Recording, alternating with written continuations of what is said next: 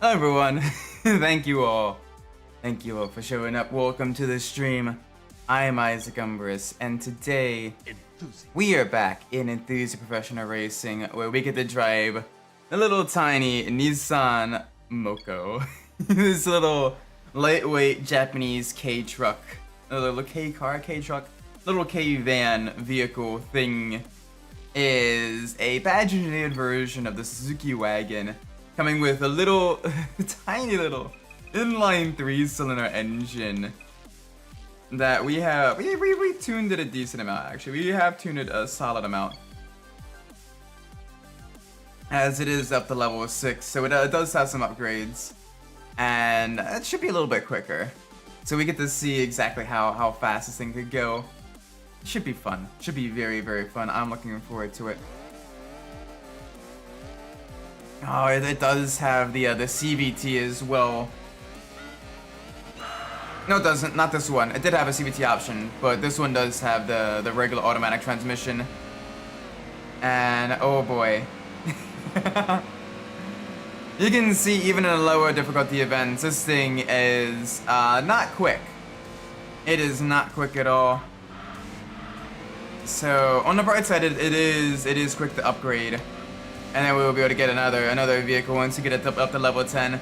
We do have the little Nissan Moco here.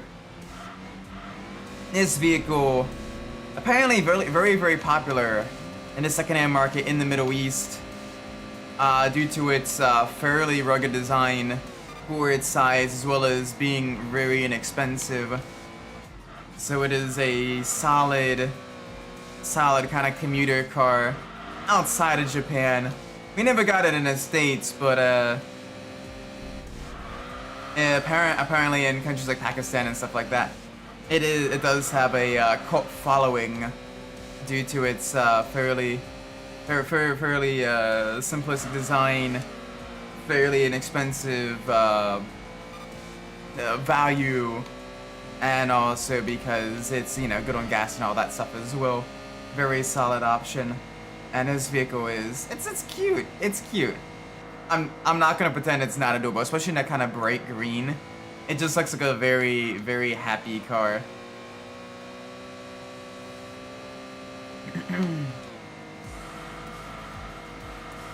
Holy moly. This thing is absolutely wonderful.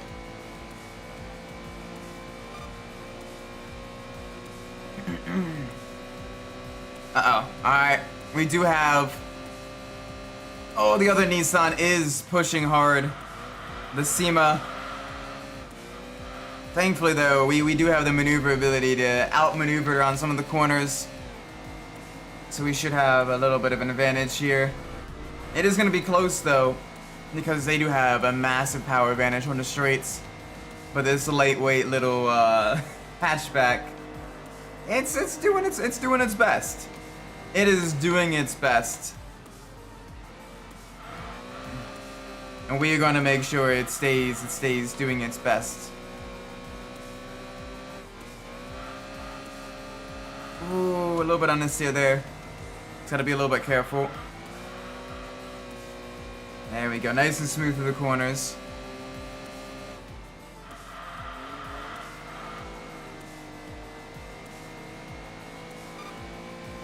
There we go, there we go.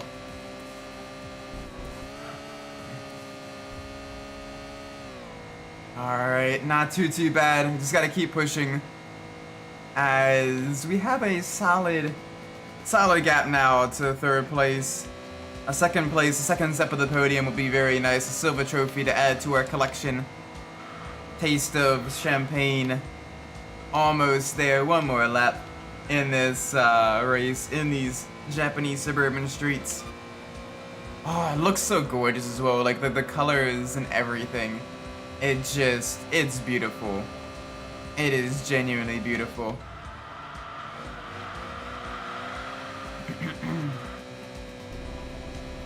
Yes, there we go. Full send. Almost full send anyway.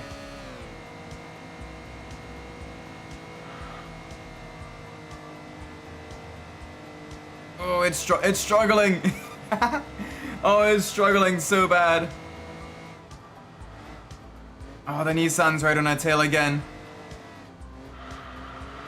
Come on. We can make this work. And back to the right. Full send all the way. I say full send, like this car is still struggling even with some engine upgrades. It's got some issues.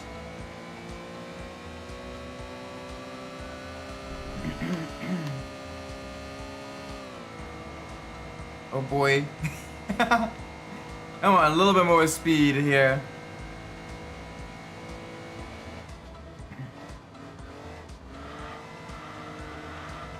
Not much further. One more corner, then a last minute sprint to the line. We can get a solid second place. I'm looking forward to that. Yes! Let's go. 12 seconds behind a Nissan Primera, but I don't care. That is still a solid position. Adachi, welcome to the stream, man. Hope you're doing well. We have the tiny little Nissan Moco. Just say cook an egg. Ooh, very tasty. Bloodwolf, welcome. There we go. Second stage of engine tuning. Oh yeah, our ranking is hurting. And for GT, welcome everyone coming in. It just misses the first race of the stream. Hope you're doing well, everyone. We got the Nissan Moco leveled up just a little bit more at 41.8. Are you kidding me? Give me something I at least have a snowball's chance in hell of being competitive in. Damn. Like absolutely nothing. Gonna get talking to the girlfriend. Ooh, hopefully she's been well. Hopefully she's been well. Ooh, Moco versus the Copen. That may actually be somewhat fun. Sorry about that. Had a drink of water. Lightweight K car versus even lighter weight K car. But that one does have the turbocharged engine. We should have a decent amount of power. Trying some Nissan Underground too. Oh, very nice. Hopefully you're enjoying it. Where are you at right now in the game? Because I know Underground 2 actually has a fairly long career mode. I actually enjoy the longer career mode of Underground 2. I know not everyone likes that because I feel like it goes on a little bit. But I personally like it. Still going right, Purple? Nice, good. Hopefully she'll be back to mostly normal soon. I know after surgery you never quite get back to like pre-surgery and everything like that. You always just a little bit different.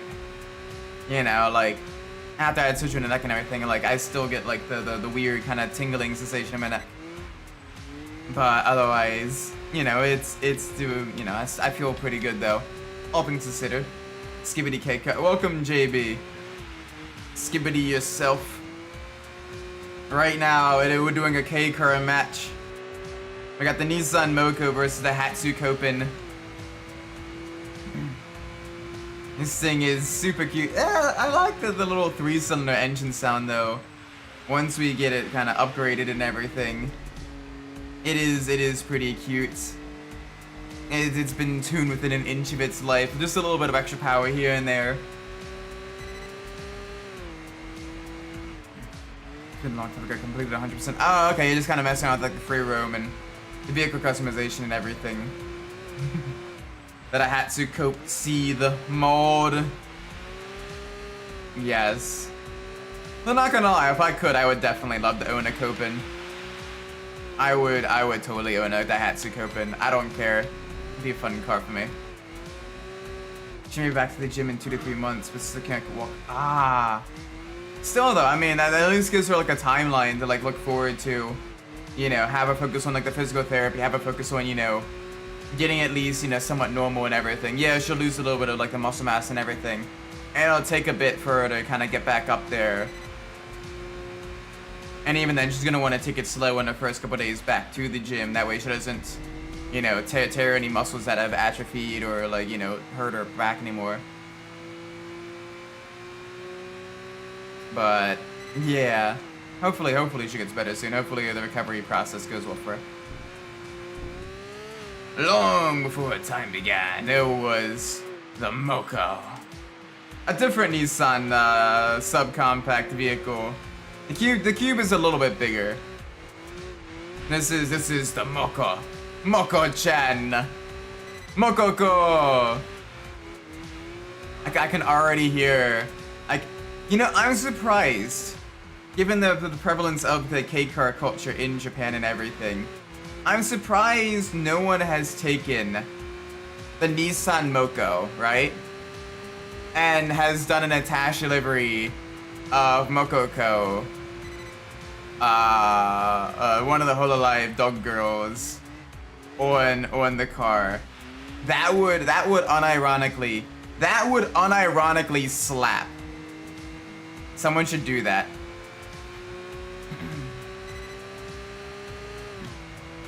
Because not only is she herself kind of, you know, tiny and small and everything like that, but like, you know, it is the Moko-chan. It is the Moko-chan car. Someone should do that. Someone needs to do that.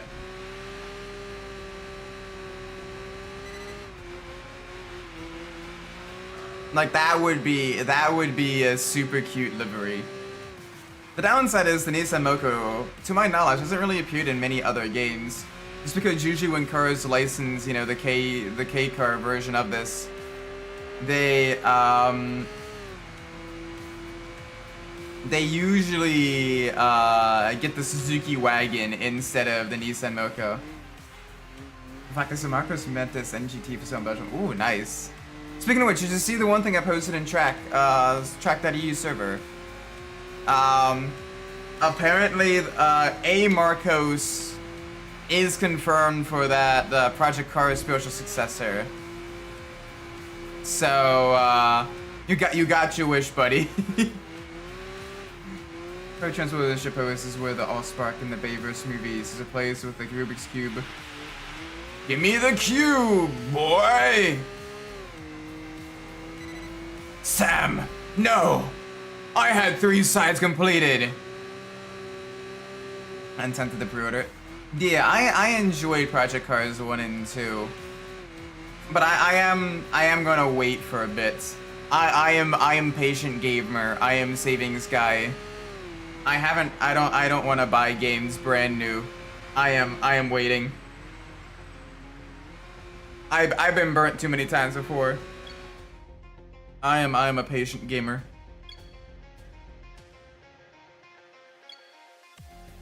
Yeah, Project Cars 3, that...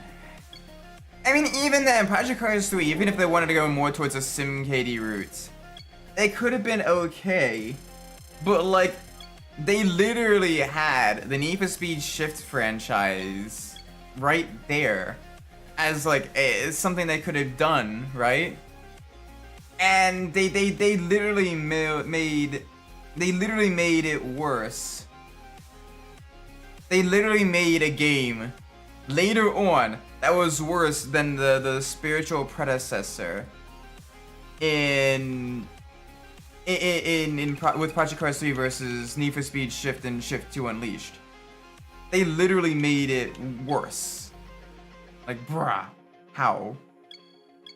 A really cool Lincoln Navigator custom. Ooh, nice. Got a chance, make sure to post that in the Discord. I always like taking a look and see how you've been improving and everything. Plus the fact that you're going to other like licensed vehicles outside of like the Mustang family is pretty cool as well.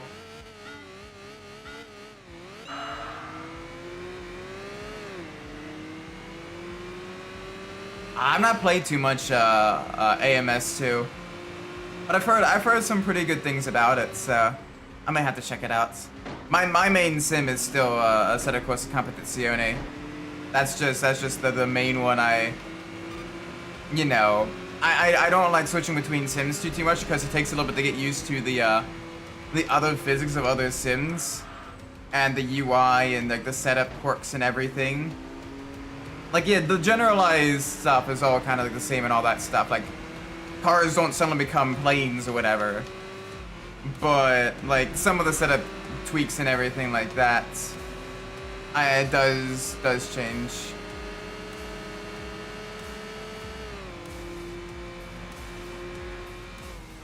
Yeah, no, I get that. I will fully admit, I do wish there was more tracks in the set of Corsa Competizione. Because while I do like GT racing, and GT and touring car racing is kind of my bread and butter, yeah, I do wish there was a little bit more tracks.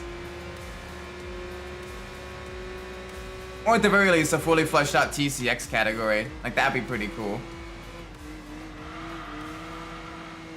I still can't fully decide on the alt mode for the Transformers OC. I don't know. Me personally, I think going with like an off-road style vehicle, like one of those larger Dakar trucks, would probably be like your best option. And you could have like the tires be like maybe like that like body armor or something like that. Have the wheels and tires be almost like the body armor. 2 in the front, 2 on the rear. Yeah, Group B as well, but that would probably be like a smaller alt mode.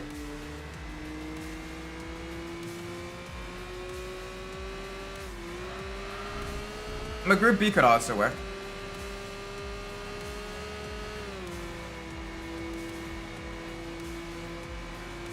Oh, come on, we need a little bit more speed, please. I want to finish, I'm gonna try to finish a little bit higher than the bare minimum it takes to score points. The aesthetic, true, fair. Just less body armor. Less body armor then.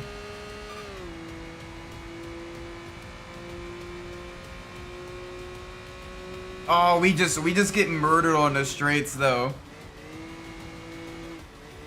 That is absolute pain right there.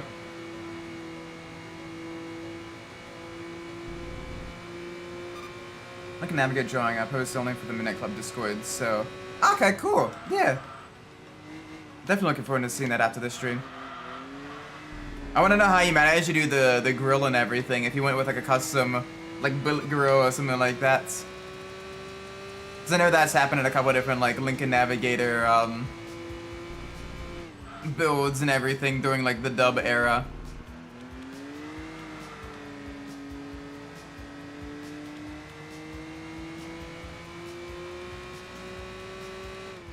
Bro, if automation wasn't too big right now, I'd make some alt modes for fictional cards. I mean,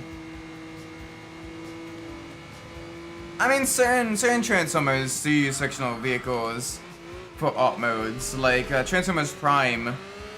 Like they were all like fictionalized vehicles and everything like that. Granted, they were clearly inspired by the vehicles and everything, but like they were still semi-fictionalized, non-licensed vehicles.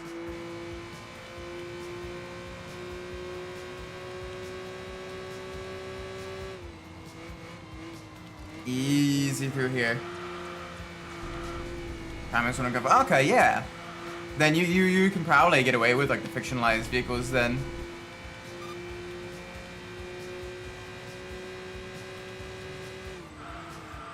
Alright, easy.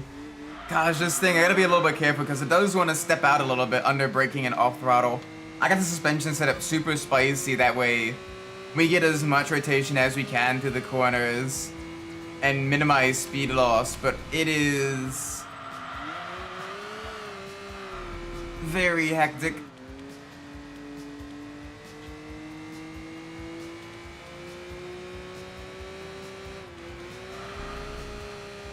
Like something like a Ford RS 500. Yeah. Yeah, like the RS 200 or like the Escort Cosworth would be pretty cool as well. Cause you said, if I remember correctly, you said you had like claws or whatever. So like the rear spoiler of like the RS 200 or the Cosworth or the Sierra RS 500 could be like, you know, like part of the spikes for the claws. Like part of like the weapons and everything for the alt mode. That'd be almost kind of like a brass knuckles type of thing that he kind of uses, but like a spiked brass knuckles. Maybe. Hi, kitty. Hi, kitty. The kitty. The kitty has joined the stream. Hi, Bean. There we go, another level up. Good stuff, good stuff, good stuff. Knuckle duster. Yes. Especially since it kind of ties into like the rally kind of vibes as well with the dust aesthetic. Or even just a shorter name of like Duster. Because it'd be like a dual, you know, a dual meaning name then, where it's like you have the you know, not the Knuckle Duster, but also like, you know, the off-road racing and everything. Alright, let's get the Alfa Romeo now. This is a later version of the Alfa Romeo. You can tell it's got the plastic safety bumpers on it. So this is probably like one that was made in like the late 80s, early 90s even. So it does have some electronic versions. Some electronics in it. Oh, the Alfa Romeo Spider is a gorgeous vehicle as well. It's such a cute little car. Bro, making me a second OAC called Knuckle Dusting turns to a Plymouth Dust. Ooh. Yes.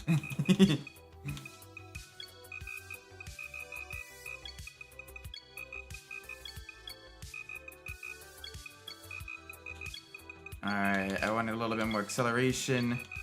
And I want a little bit of a locking rear diff. There we go.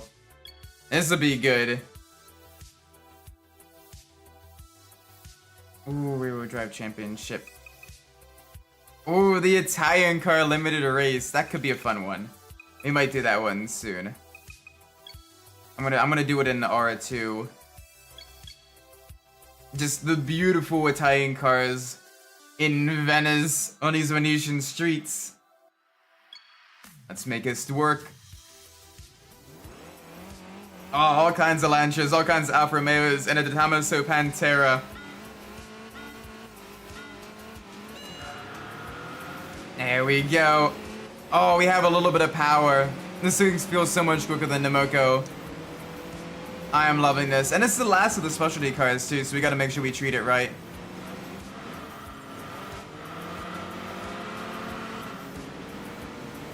Okay. A little bit of understeer that definitely cost us some positions. I don't like that. Let's try to get back up ahead. And up with the rest of the field. There we go, up in the second place. This is the good stuff. Oh, you don't need to slow down that much.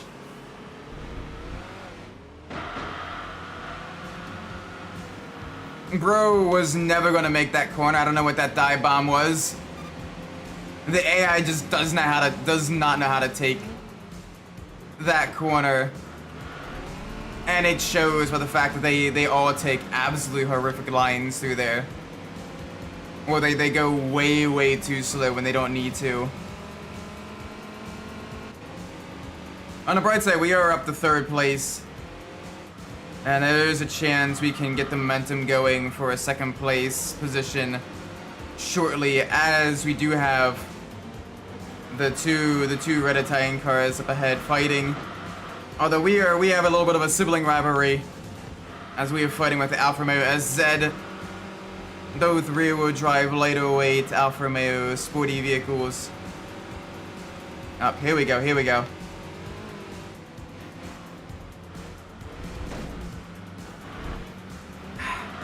Alright. That did not go the way I wanted to.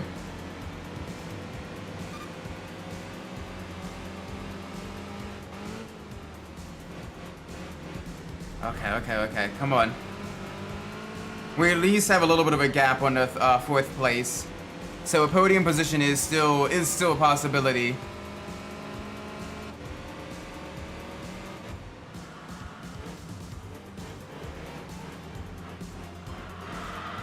Come on. I do gotta kind of manage some of the body roll of this vehicle though. And the fact that it is still a retro historic vehicle.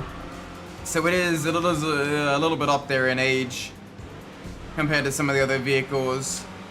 But to be fair, the Damaso Pantera and the Lancia Delta are also up there in age as well. So we will see. That literally, he has messed up that turn every single time.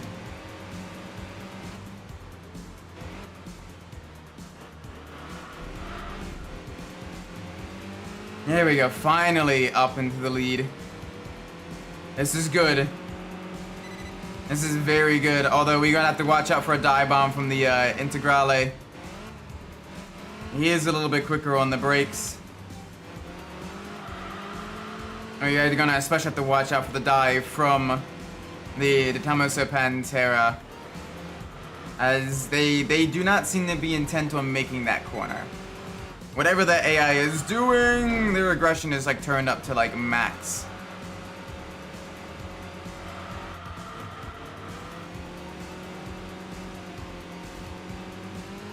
Alright, come on. Thread the needle. There we go. Extend the gap now.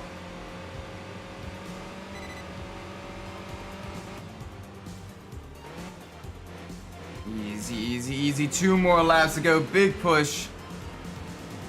It is such a pretty car, though. I do like the look of the Spider. Though I do prefer the older Spiders over the newer Spiders. At least in that kind of body style.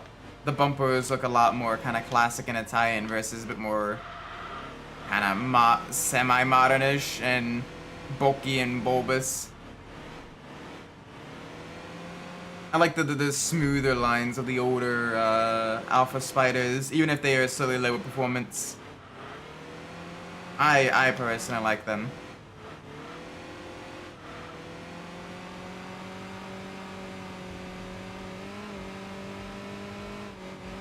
Here we go, here we go. Nice. Alright, 1 corner and 1 more lap to go. Onto the cobbled streets.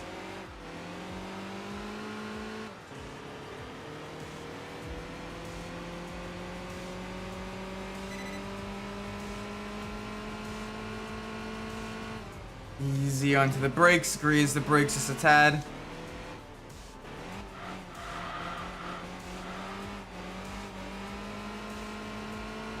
Yeah, we have a major gap to second place now. This is good. This is very good. The Alpha wins in Italy. Although we probably shouldn't count our chickens before they hatch. At the time, so is gaining on us somewhat rapidly. So we do need to be a little bit careful. Whoa. Send it.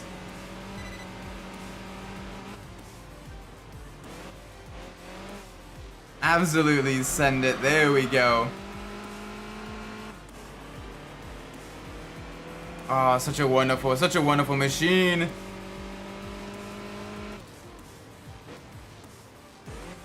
There we go. 5 seconds basically between us and the second one, the second place, the Tommaso.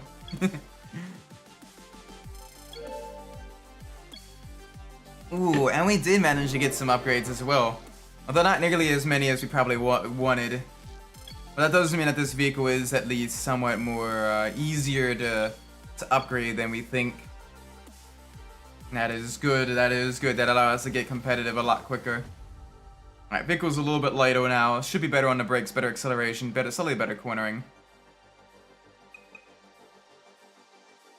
Installing Minecraft for this? Jeez, bro is dedicated. Alright, let's get the Pacific Challenge done. Yeah, good mix of Japanese and European cars, old and new.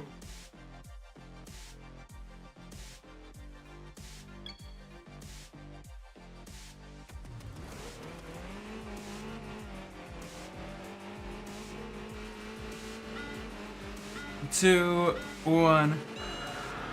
Jeez, 40 gigabytes that is a lot. That is huge.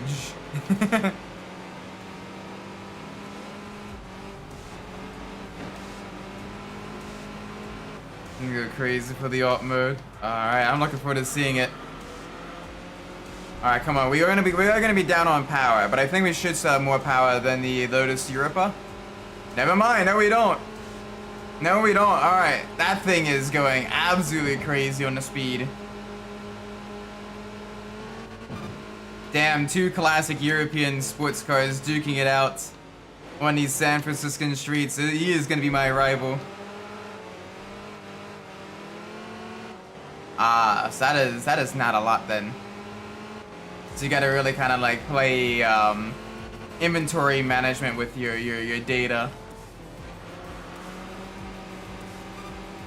I'm not sure this is gonna work.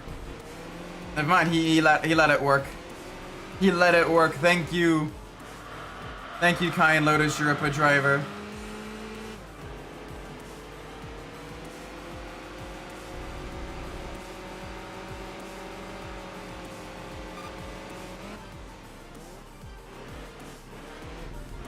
There we go. There we go.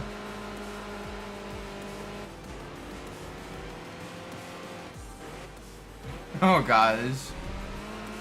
Oh, rip to the mods. Rip to the mods, rip to all the mods.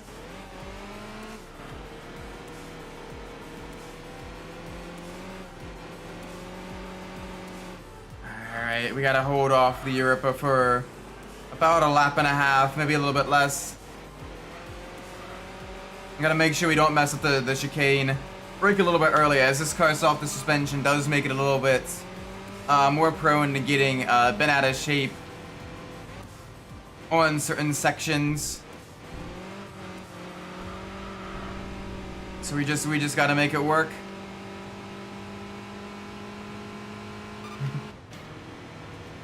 Oh no, not the inflation.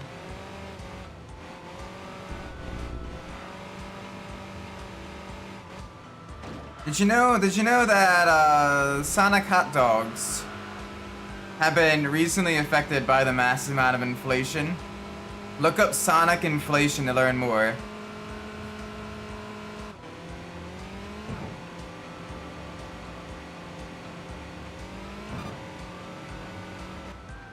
Why am I like that? Don't actually look that up, please. I beg you.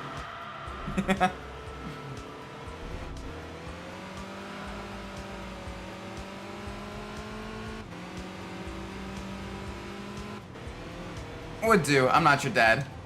Your eyes agree those. Ah, okay. So you know about the specific rule in place. We know about the specific rule in place at Sonic. The 34th rule about having hot dogs be the same price regardless of inflation.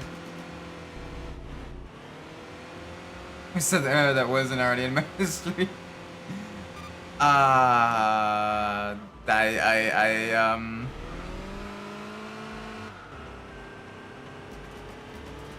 Fair point.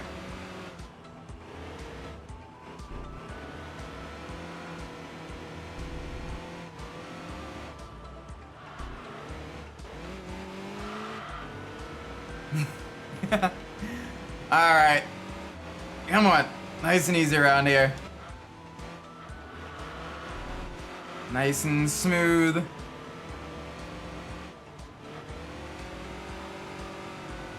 There we go, there we go. Alright, take care, Bloodwolf. Have a great night, alright?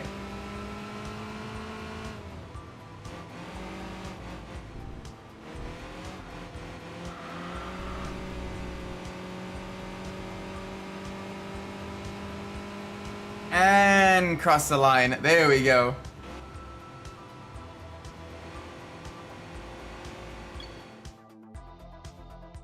Nice. That's another well, not a victory. That is a second place finish.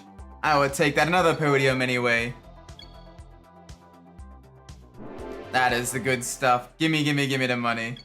Gimme them grippy boys. Oh, our ranking still hurting a little bit from that. Ugh. Okay. We gotta make sure it stays above 50. We can't let it go below 50. Ooh.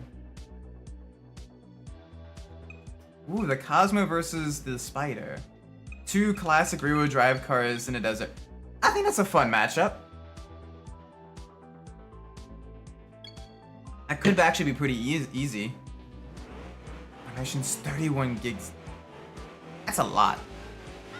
That is a lot of data. Games are just huge nowadays.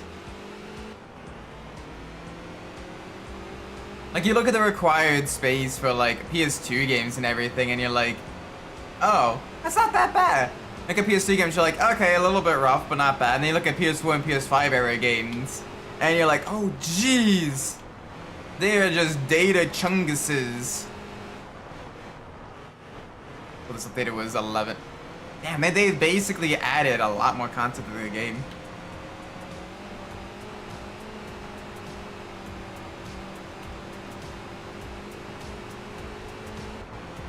Alright, we have a solid run through the desert.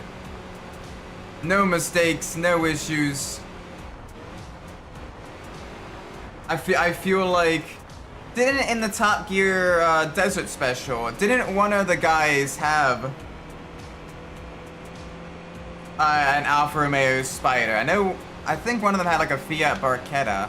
Didn't one of them have an Alfa Romeo Spider as well? Just bug fixing the superchargers. Oh gosh, watch the rear wheel spin. This sand here is a lot deeper. Get a lot less traction in this section of the course. You gotta remember that.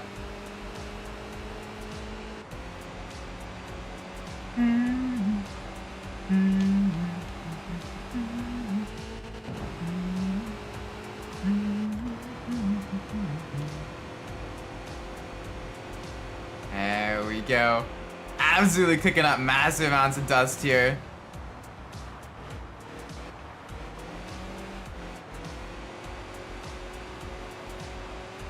There we go. Nice and smooth through here.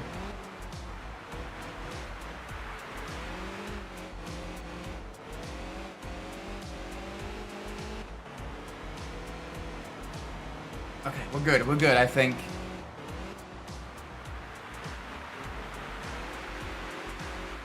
Ooh, we may not be good. Keep it smooth, keep it steady. Get the car straightened up. There we go. Oh, we lost a lot of ground on those turns. You can see that the Mazda did catch us up quite a bit on that section there. But we have the ability to stay smooth and planted here. There we go. Bonk. Little bit of a bonk there. Very nice. Upgrades.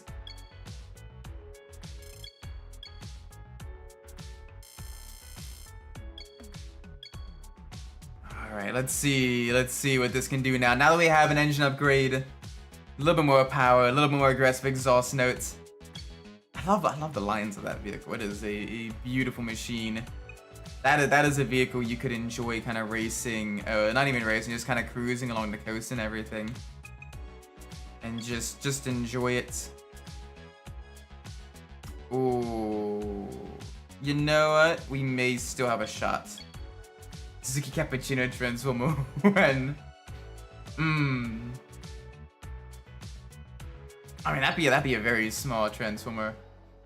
But they could be good, useful for like infiltration or like, you know, that type of stuff. Or use like a lot of like acrobatics and like agility and stuff in their fighting style.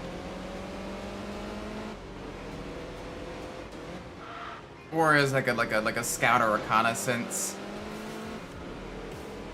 Being able to quickly kind of like maneuver through tight city streets and everything away from danger. Could be a cool concept idea. Oh, a little bit of a twitch there.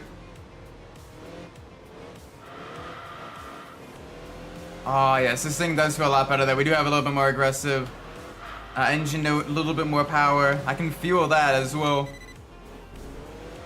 A little bit more acceleration and straight line speed.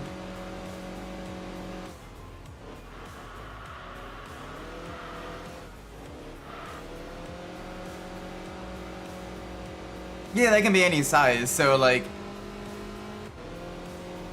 Right, I forgot, and there's certain things they can like, size change and everything. I don't know, personally, I always kind of prefer like the concept. I've always preferred the concept of like Transformers having some level of like mass, or at the very least like volume conservation. Especially because, like, you know, I'm also playing with like the toys and stuff like that, so it's like the big thing. So the robots kind of had to be roughly like the same size as like what they were trying to be. Roughly. And some are born tiny. Ah, okay.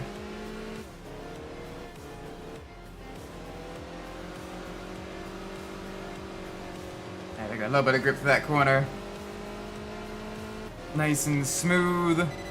57. Alright, so we can do sub-minute times on Marco Strata.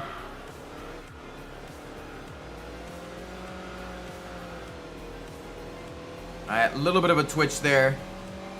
Nothing major. Nothing major.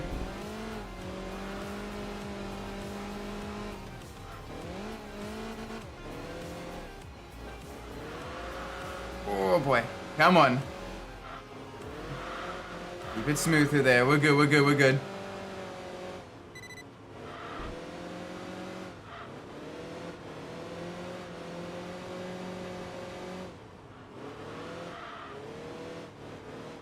Yeah, actually, we have a solid lead now.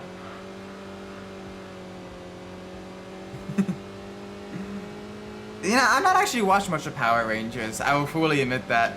But I do remember some of like the Power Rangers. Like I do remember seeing like the Power Rangers theme songs and stuff like that. Cause my cousin used to be big into them. Go Power Rangers. I don't know. Theme intro songs in general during like the 90s and 2000s were pretty badass. Like the What's New Scooby-Doo was pretty solid as well.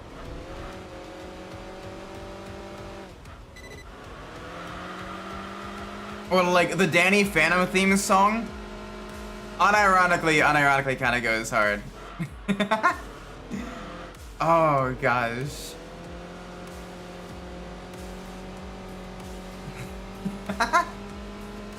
To be fair, the music of Danny Phantom in general is like really good.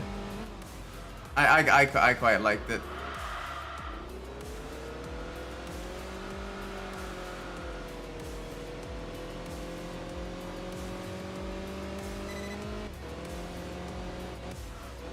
Easy. Through the corners.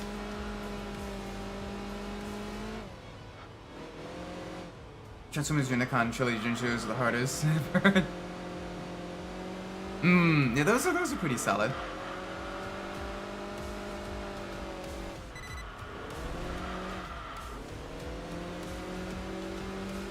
All worlds are in danger.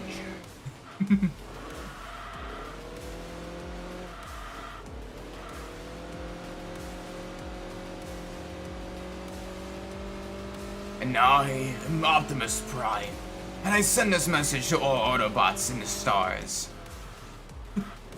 Okay, if you haven't seen Invincible as well, the fact that they got the voice of Optimus Prime, the voice Thaddeus, is... He does a very good job as Thaddeus, I would say. Vector Prime.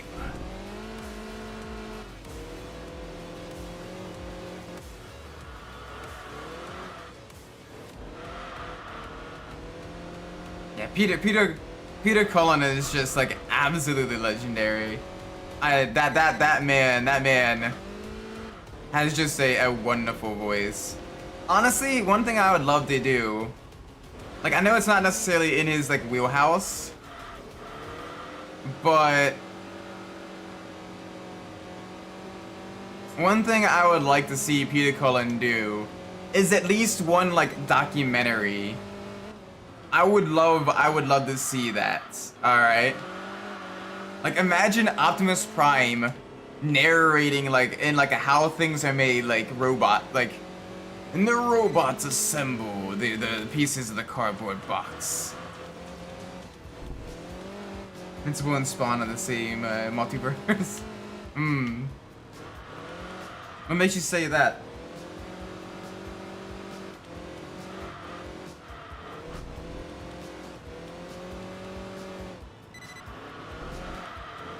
Alright, easy. Back to the left. Optimus Prime narrating the 2005 Ultima in its natural habitat. And here we see the Optimum. And here we see the Nissan Ultima. As you can see, in order to better blend in with its surroundings, the paint has peeled away, and 2 of its tires have been replaced with the temporary tires. Despite the danger though, the Ultima remains unbothered as it weaves between traffic at 90 miles an hour on I-95. Ah, okay, so they're both owned by the same, like, publishing company and everything. Gotcha.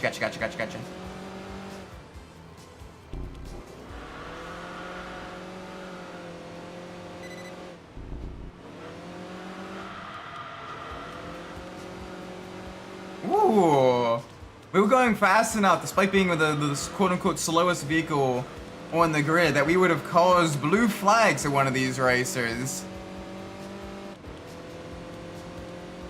The Ultima, however, encounters its natural predator, Georgia State Patrol. As an act of defense, the Ultima releases a massive cloud of weed smoke behind itself, in an attempt to blind the pursuing officers.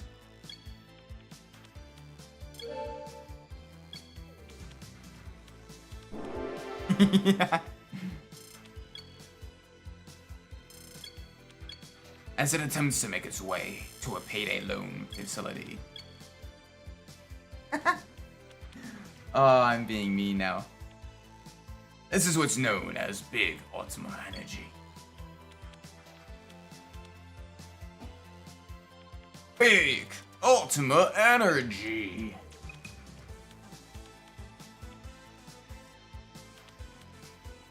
What's this? A collect-out G-35 and a stolen Hellcat have joined the pursuit. Oh, they must be stopped. If the lives of regular civilians, unaware of the low credit scores, are to be preserved.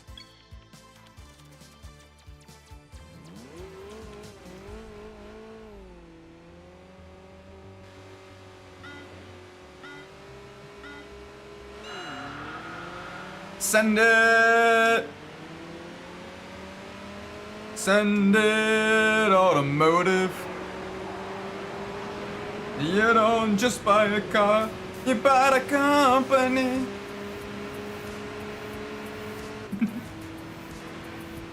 Oh, I got a bunch of luxury sedans that we're gonna take the Highline around. Because they can't handle the banked corners. We're outmaneuvering an AO Socoraya. Powered by the Nissan SR20 engine. The SR20 VE engine. It appears they have taken over the local intersection in a ritual to assert dominance over the territory.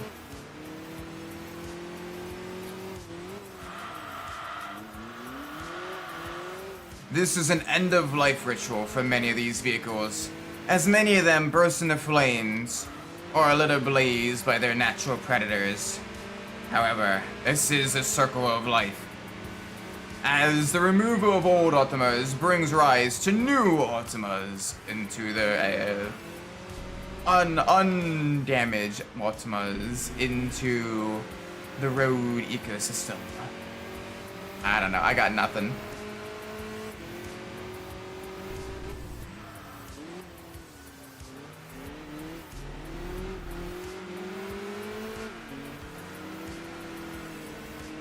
There we go. Alright, yeah, we're not gonna be racing against the Garaya.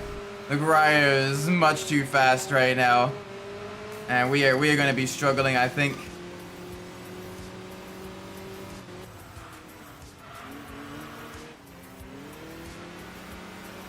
But all he has to do is make his goons and an Optimus and he would have won the war. Antisocial Ultima behavior.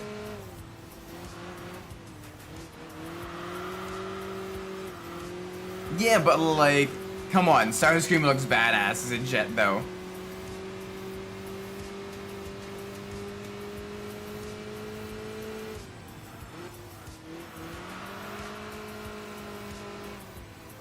Come on, nice and smooth through here. Keep the corners nice and tight. No issues, no issues. Onto the tail of the kitty.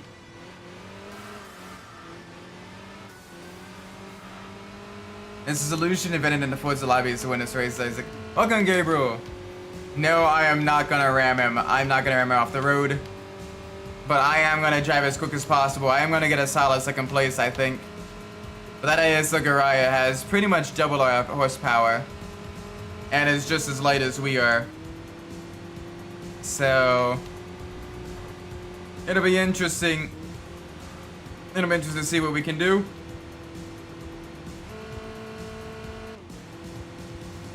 Oh, this thing is beautiful though. Looks beautiful, sounds beautiful. I'd love to own a Fiat Spider IRL. It'd be a fun vehicle to have as like a project and weekend car.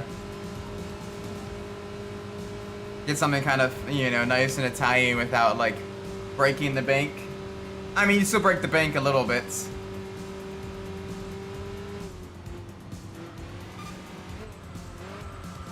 My favorite Transformer, Autism Pride. Autism Crime. Ultima Pride. Dr. Fiat version, anything better? I do actually. I actually do quite like the Fiat 124. Although if I were to pick between the two, I'd probably still pick the Miata. Unless it was the Abarth version of the 124. In which case it'd be a much tougher pick. It would be a significantly tougher pick.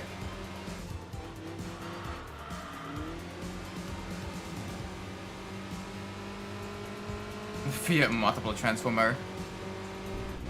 Oh gosh. He just transforms into his vehicle mode and he's like, kill me.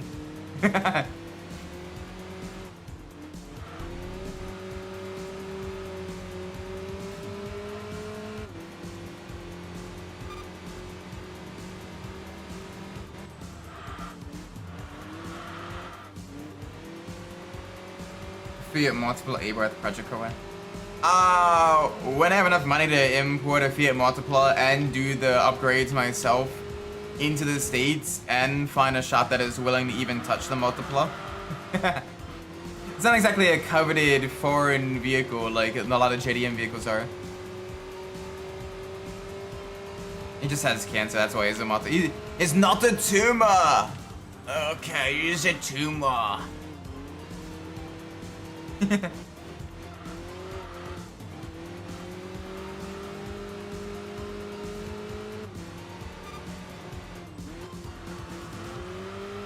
There we go. Let's see the multiple facelift. I don't, and I'm kind of scared because knowing Fiat, they somehow managed to make it even worse. Somehow they managed to make it even worse.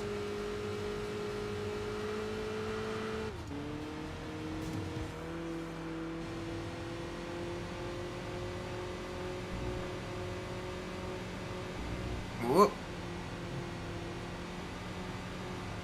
15 will be the champion. Damn! Max Verstappen in Mario Kart. Big rip. Do do do do. Max Verstappen. Speaking of which, his apparently his wife gave birth. He's now a dad of 2.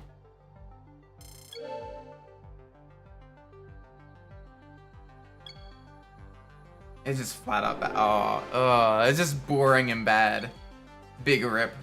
Bigger rip. Ripperoni. Ripperoni and cheese.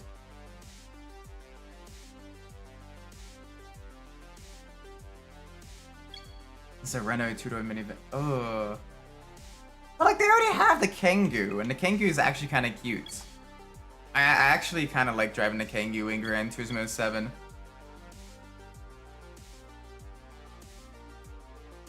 Like it's an interesting vehicle. I hope in the Gran Turismo 8 they add a lot more races for like the more quirky vehicles and everything. To give more variety in the race types. I think that would be pretty fun. Like Gran Turismo 7 was more of like an experimental thing. I just said the Renault part because it's funny. Oh, okay.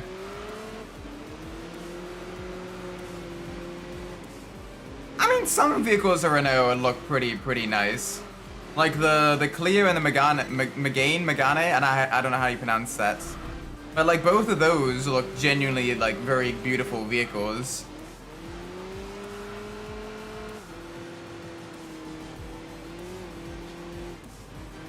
Like that could be a fun, you know, vehicle to drive. Especially some of the older Clios, like the Clio Williams, or even the mid-engine Clio V6. Oh yeah, that'd be pretty nice to drive actually. I would definitely be down for that. It's a bit of a shame that the Clio Cup and iRacing isn't all that popular, because like I like my front-wheel drive vehicles in The Sims, the front-wheel drive kind of touring car-esque vehicles. And that would honestly be really fun to drive.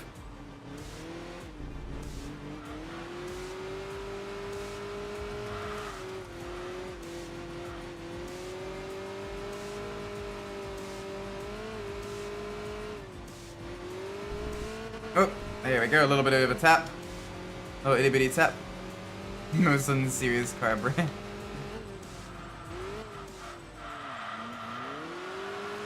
I mean, Citroen's made some interesting vehicles as well. Honestly, French car brands in general are just a little bit, quirky, shall we say. But that's what makes us love them, you know? That's what gets us to fall in love with them.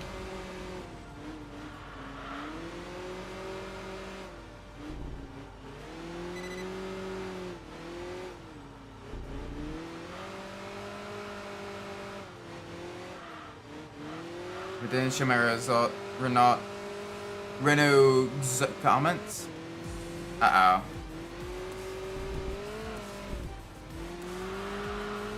YouTube being silly again.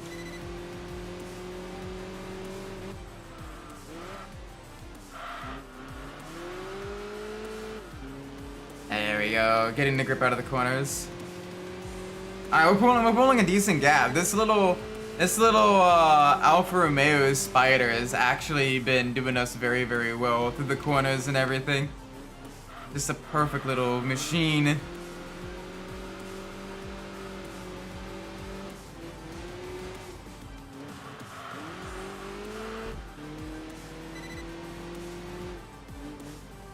Nervous system went that ain't good. Your nervous system probably shouldn't be doing that. That is so not cash money.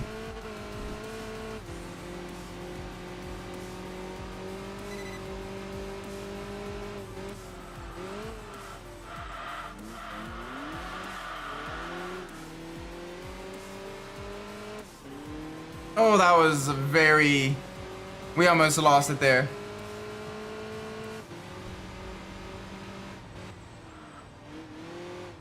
I'm going squirrels in my pants. Squirrels!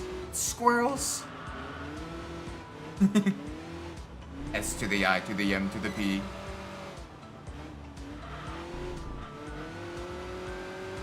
No simping. No simping, only squirrels.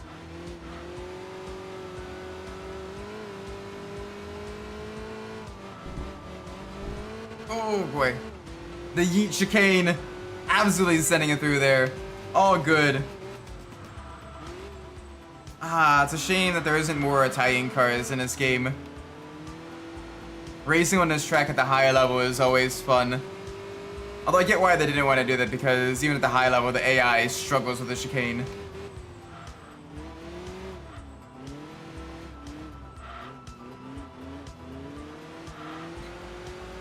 Oh no, SpongeBob. Splitchboob.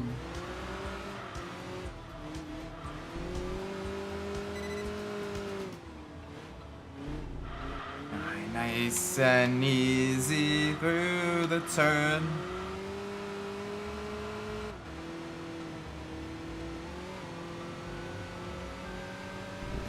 Yeet through the chicane. Full send, carry as much speed as we can. Yes, there we go. Oh, we're gonna end up lapping someone. Get ready, chat. Blue flags in chat, everyone.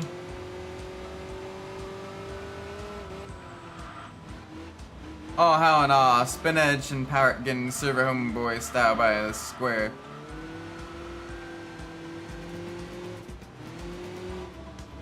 Yeah, exactly. Huh?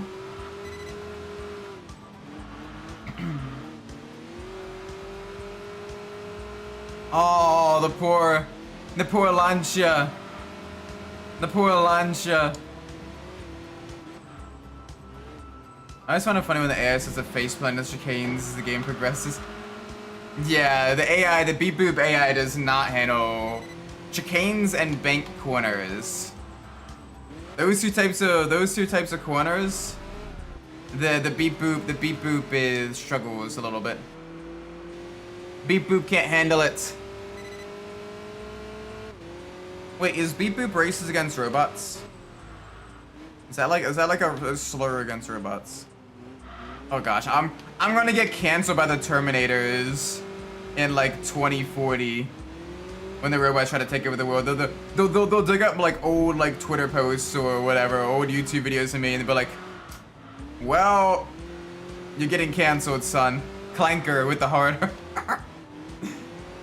Bruh. That's robophobic.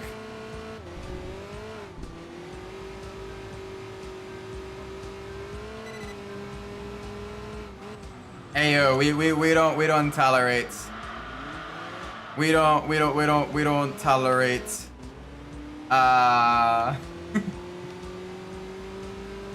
We don't tolerate hate crimes here. Nunya, welcome to the stream. Hope you're well. Remember, never ask a man his salary, a woman her weight, or a human supremacist what operating system his girlfriend is on.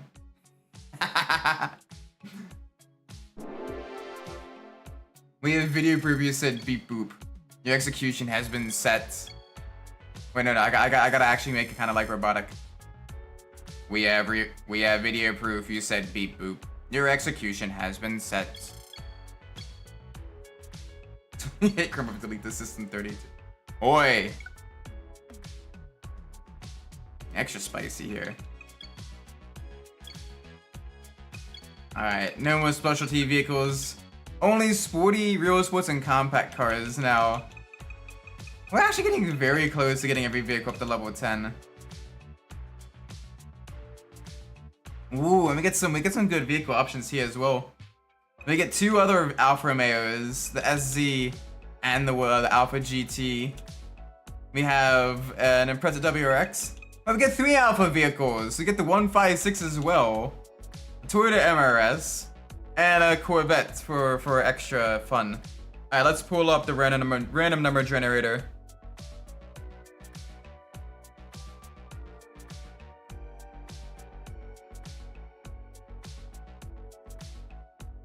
Alright, we get 6 options. If it is a 1, it is the Alpha 147, I think it is? No, the Alpha GTA. If it is a 6, it is the red Alpha instead. It is a 3. Ooh. So that means we are in the MRS. Alright. I like that. I like that a lot. Car Blackmore, which is an American brand. I need a model name. Or if you're going off to the Plymouth Duster. Honestly, it looks good in blue.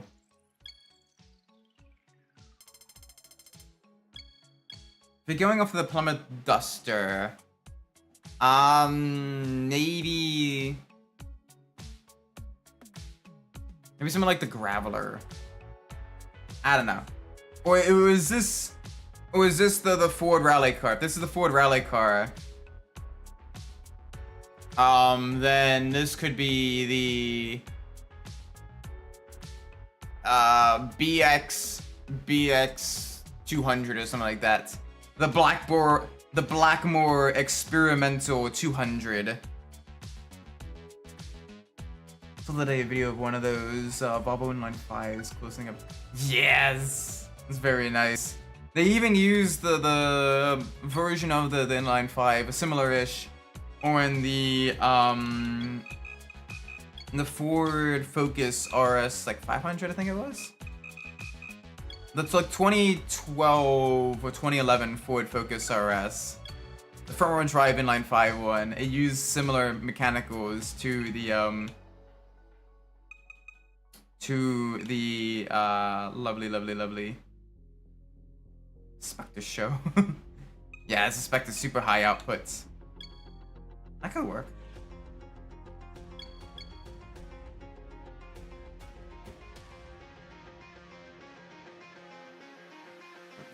Get a nice drink of water.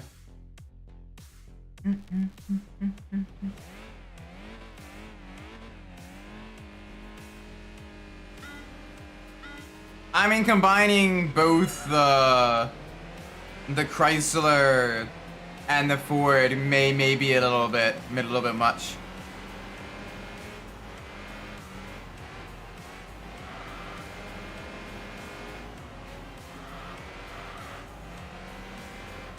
The Shogun, maybe that could work.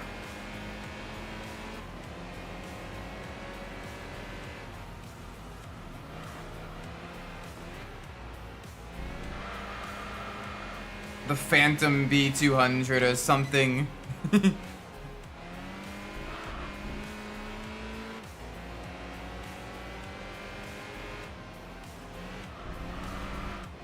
Oh, this thing has grip even stock. And Blackmore's combination option 4. Yeah, but combining like both is a little bit on the nose, I think. Yeah, combining both might be a little bit on the nose.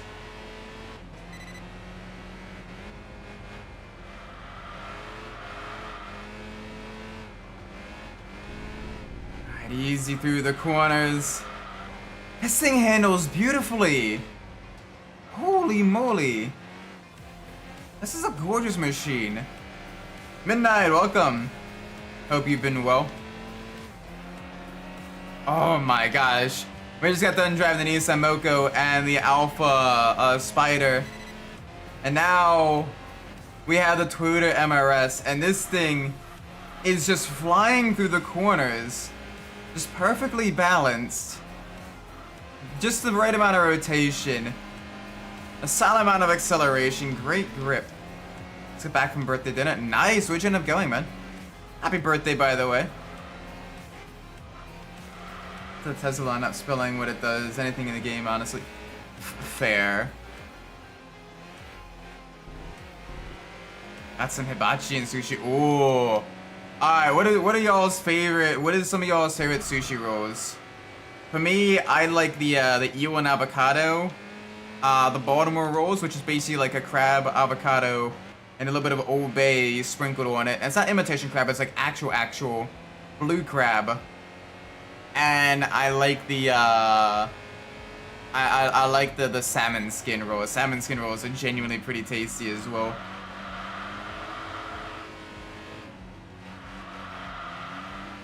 Love anything throughout the cream cheese. Ah, so you probably like the Philly roll then.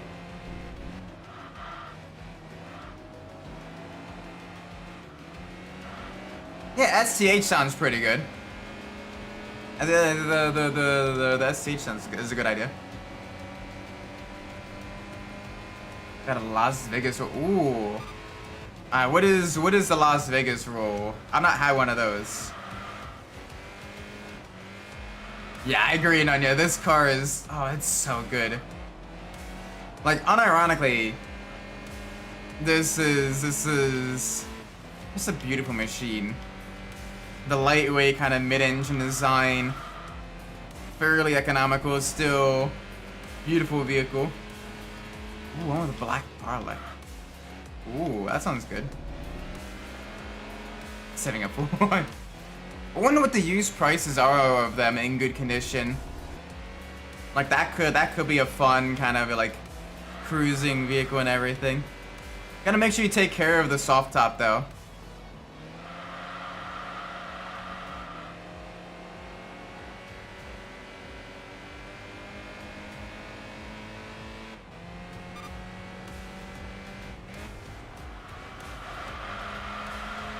Yeah, good fuel economy too for its sporty nature.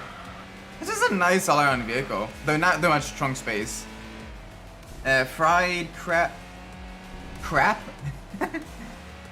crab, shrimp. Ooh, it has crab and shrimp. Nice. Cream cheese and a few other things. Dang, so like Vegas is just going all out on that. I see. Dang, that's crazy.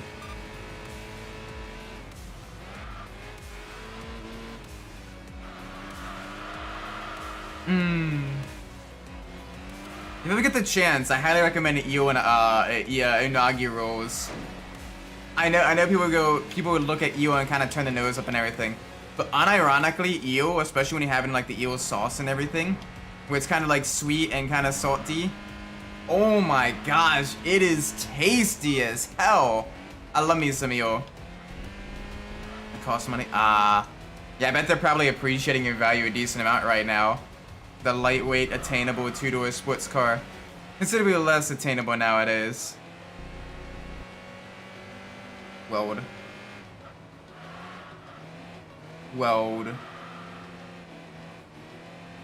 Jeez, 9K. That's still expensive. And you still gotta like, you know, make sure you have like a good space to store it. That way it's not exposed to the elements. That way it can be, you know, a vehicle that gets what's the word I'm looking for? You know, that way it doesn't have the paint peel on you and everything. That way, like it's all solid and good. Oh, JB World. Nice. I didn't get that until you pointed it out. That's smart. On an SW20 turbo for the 7,000 people. I'm kind of scared to see what condition that would be in though. And again, it could be just someone that needed it going quick.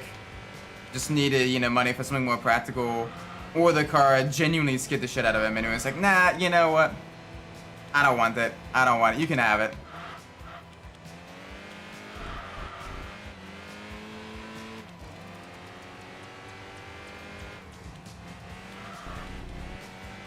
There we go. Back to the right.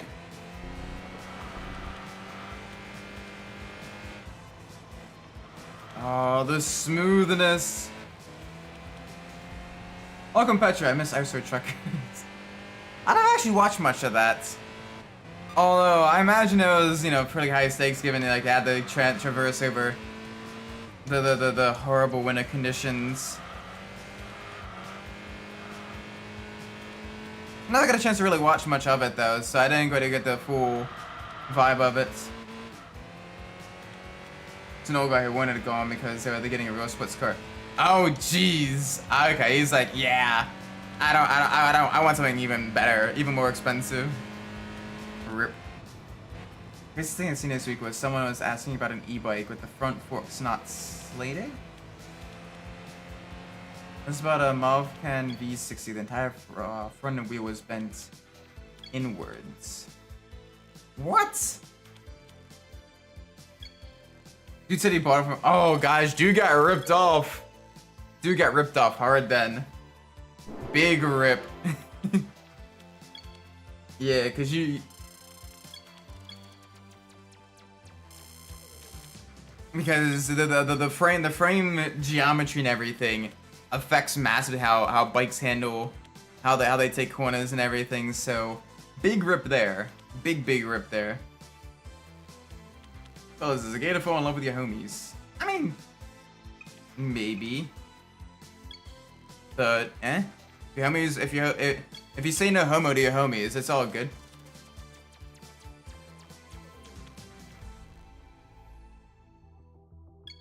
I was saying, yeah, sorry, yeah, he got absolutely screwed. That's why you always do inspections before you hand over cash. There's a certain guy, Frankenstein Motor Works, who have found ways to make crazy power out of the... Ooh.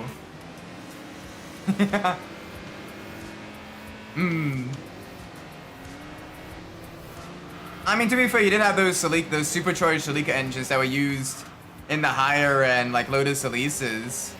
And even then, I bet they could be upped with even more juice. Yeah, I'll have to take a look at that in the Discord after this stream. Not gay if you have sucks.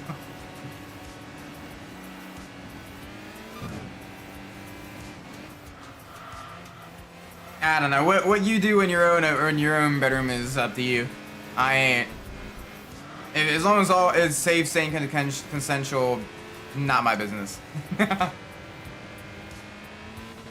keep it those three. Keep it those three criteria, and you're all good in my book.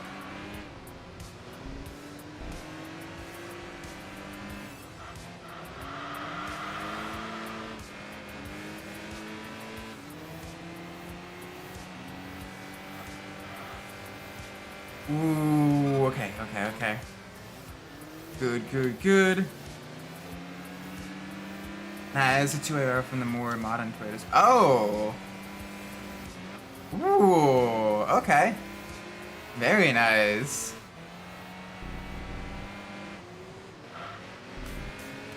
Does Toyota make that as a crate engine? They could probably make some solid extra cash on the side if they're already manufacturing those engines in the current production vehicles. Make it as a crate engine as well, for people to make the swaps and everything. 105-inch wheelbase. That is... No, that is not short at all. That is about... 5, 6, 7, 8... About 8.5 feet. That is long as... That is long. 8.5 feet. For your wheelbase. That is a bit longer than most vehicles, I'd imagine. That's like, what, like a Lincoln Continental? That's slightly shorter than the C-Vet. Okay. Wait. The C-Vet's really that long?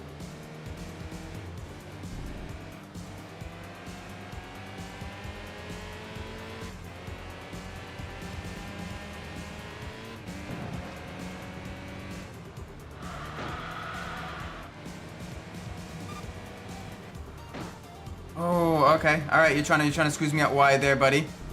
I see how it is. That has a 106.7-inch wheelbase. Jeez. It really is that long. What's the CRS 500's wheelbase? I don't have the ability to look it up right now in the middle of the race. Nunya, would you know that? I'd imagine it's slightly shorter than the Corvettes, the C8 Vets. Probably around like 90 to 100-ish. Something like that. Yeah, like I didn't realize the C8 was that long. Jeez. It's like the Viper had like the massive nose and everything. I don't know, just the way they proportion it, it looks a lot smaller than it actually is, I guess. I was not expecting to be that long. That's what she said. That is what she said. Stop it, Isaac. The Sierra RS 500. Let's go with that one. Given the fact that he's trying to make it off of kind of like Group B era vehicles.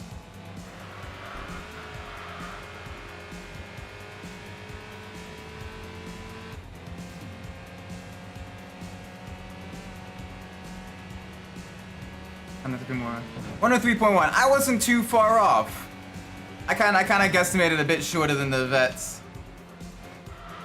It's okay. Yeah, 105. 105 is probably close enough. Just makes me more practical and comfy than other supercars. Fair. Fair, fair, fair. Thank you, by the way, Nanya. I appreciate that.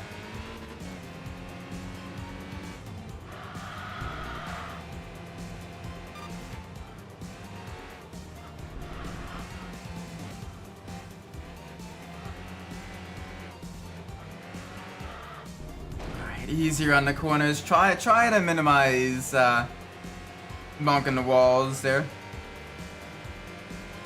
Yeah, the Focus RS500. That was the one with the inline 5, right? I think. Yeah. Yeah, no, that one is different. Though also a gorgeous vehicle as well. Shame we never got that one in the States.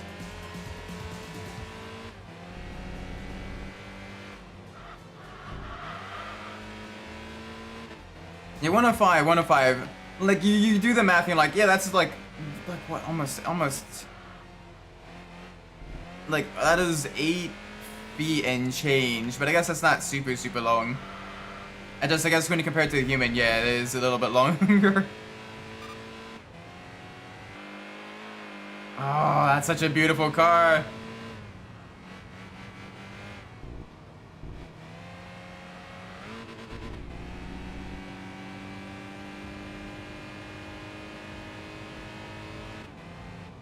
That one has a 103. Surprisingly close together in terms of their length. Interesting.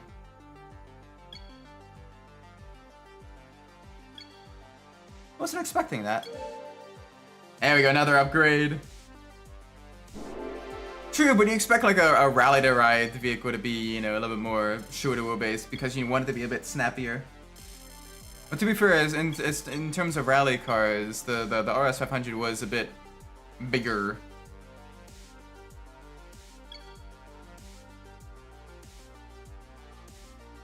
I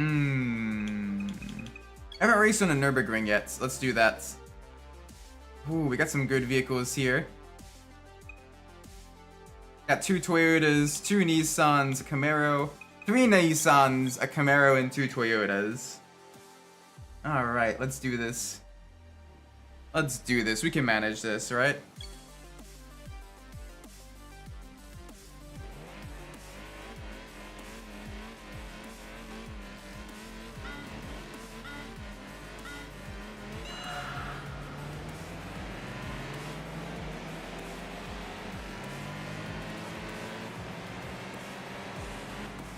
Yeah, I mean it's still just a beautiful machine. I like the Sierra S500. That is a cool vehicle.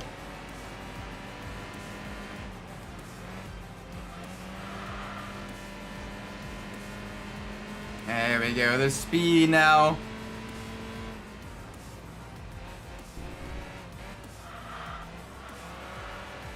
This thing is absolutely wonderful. I should be able to handle the twists and turns of the Nordschleife without too much issue. Slammer 2 Spider has a 96.5 inch wheelbase. Jeez. Yeah, the GT300 cars. That's probably why it was so snappy and agile on the tighter tracks then. Oh, absolutely wonderful.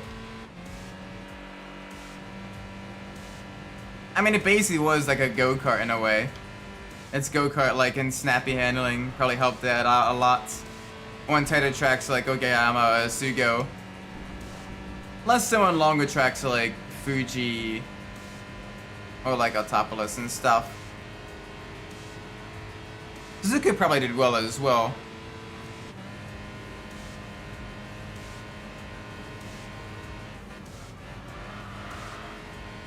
Oh yeah, you can just chuck it through the corners.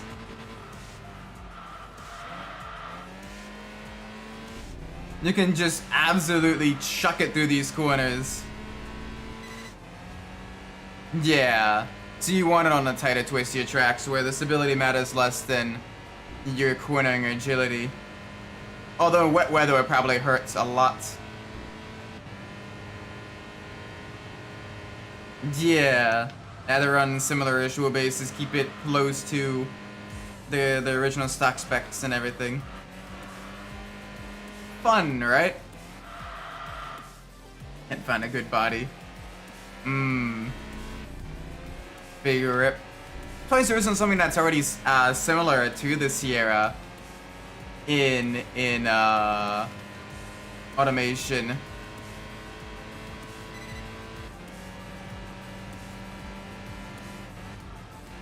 Also, longer floor, the longer base creates is good for making that. Yeah, you can use a larger diffuser. True.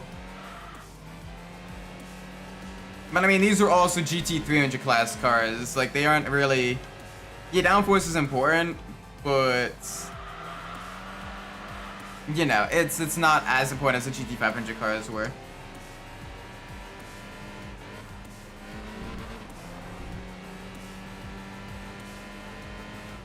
Alright, easy through here. Through the Nürburgring Nordschleife, about halfway through the lap. And not quite halfway through the lap, a little bit longer to go between halfway through the lap.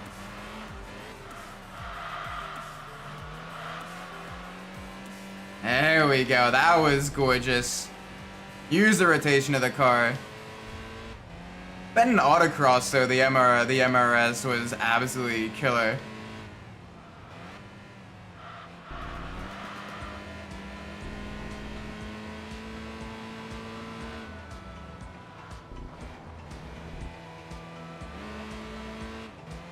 Well, I mean, if your car has a fairly large overhang, then as opposed to the very, very short wheelbase, short overhang MRS, then that also allows for larger wheelbase, larger diffuser as well. Really, no body, nothing similar on the workshop. You can't even find kind of like a generic kind of boxy, like 80s-esque style notchback and use that. So you could probably get it close that way. 80s or 90s style notchback.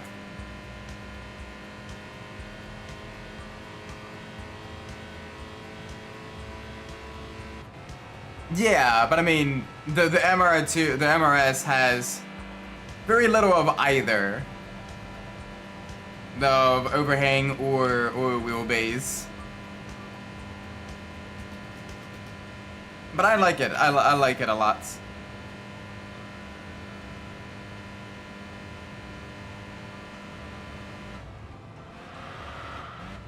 Yeah, but for the hatchbacks. Ah, rip.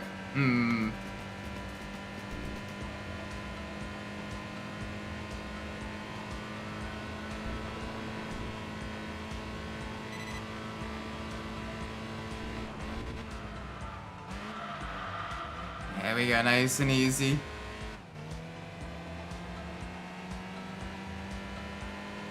Yeah, a little bit. But I imagine there's probably regulations in place too there with how much you can adjust that to. Although yeah, like if you look at like especially like the Mazda, the RX-7, that thing had crazy overhang. The crazy bumper extensions and everything like that.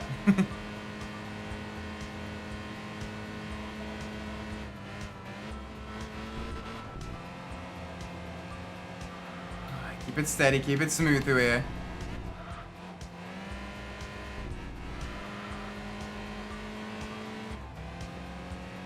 Yeah.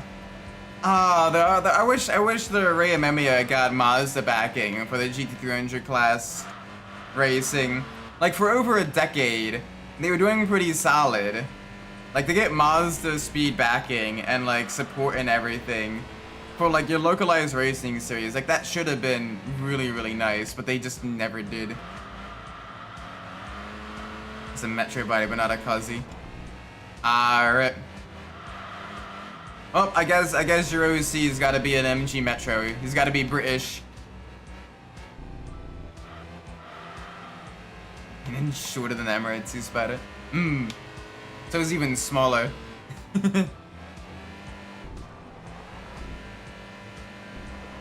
The car that ruled Sepang.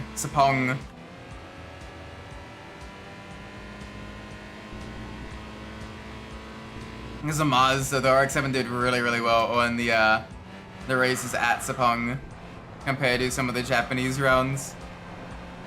I think that's just due to the lack of surface grip and high downforce.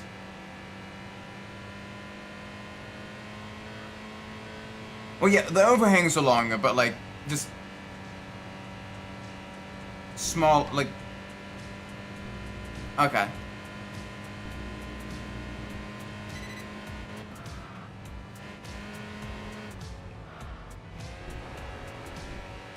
But anyway, we're almost done our lap here.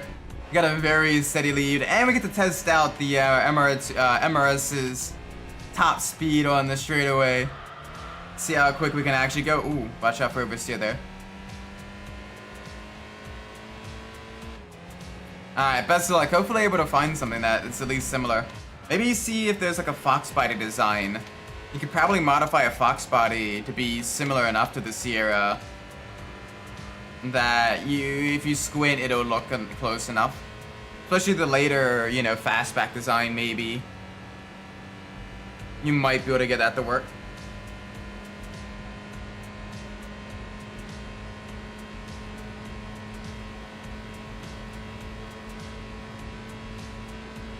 Okay, so at least amount longer.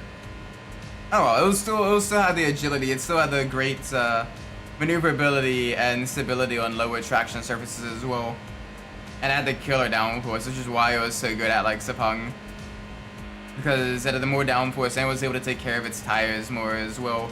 Because it had the lower torque rotary engines. Sepang's a notorious tire killer.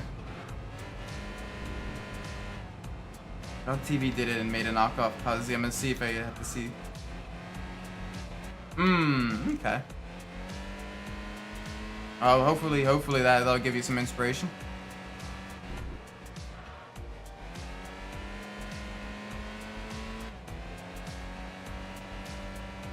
There we go. Yeah. But I remember reading that the RX-7 had like notoriously like just high amounts of like the grip and everything. Partially from its design, partially from the overhangs, partially from the sheer amount of downforce it produced.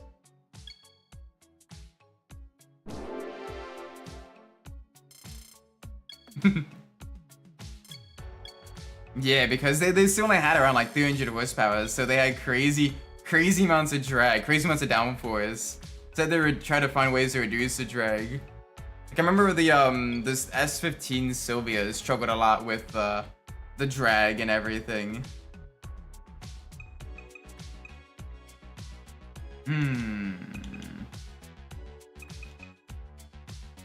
Ooh, the Dragon Challenge.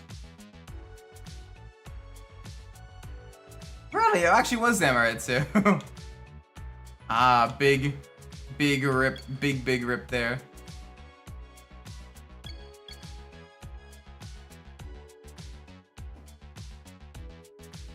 I know quite a few of the GT300 cars suffered. Gosh, I'd love to drive. I'd like to do like in a sim, a modern sim, like a classic GT300 class race with things like the S15 Silvias, the MR2s, the you know, the Mazda RX-7s and everything like that. Yeah, the COS kit was... It made way too much downforce. It's to the point where it genuinely struggled in the straights. So fun car to drive in the Gran Turismo games, though.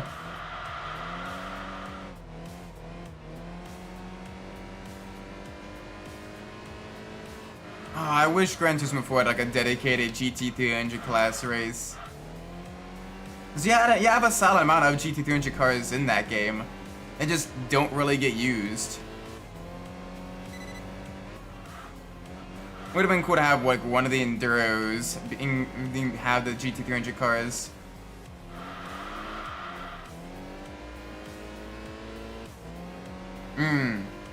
So eventually the problem kind of solved itself, but like in the earlier days, they struggle.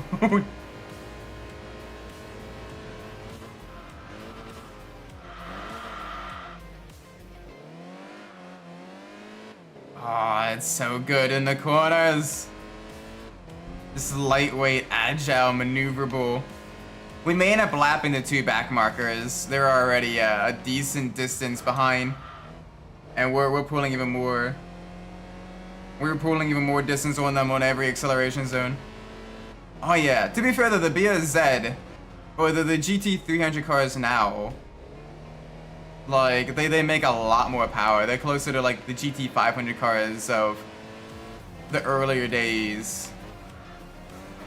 And the GT500 cars could be considered like GT700s basically, with their class 1 power and downforce. But yeah, no, it still has the better aerodynamics and everything like that. Much smoother lines. Still solid downforce without all the crazy extra like aero bits and everything. More efficient aero.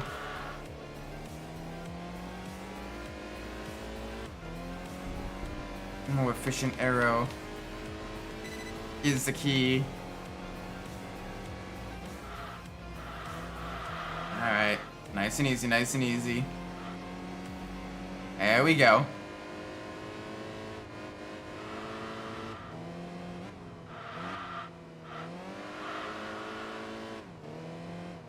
Okay, we're actually about, I want to say, over half a lap ahead of the back markers. I want to push. I want to see if we can't lap them. Because this MRS is absolutely just gorgeous through the turns. It's got the grip, it's got the maneuverability, it's got the acceleration. We're laying the smackdown on the Lotus Elise as well. Not quite sub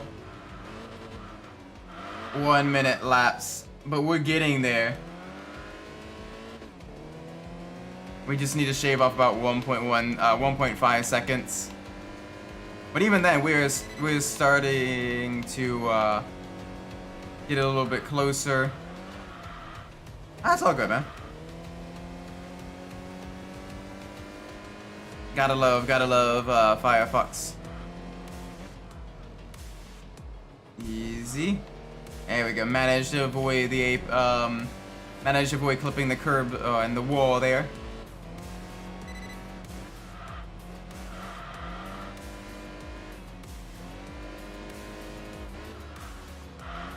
Alright, good stuff, good stuff, good stuff. Big push now. Only the start-finish straight now is this between us and the last place cars. So we got a solid chance here. Full send. There we go, there we go.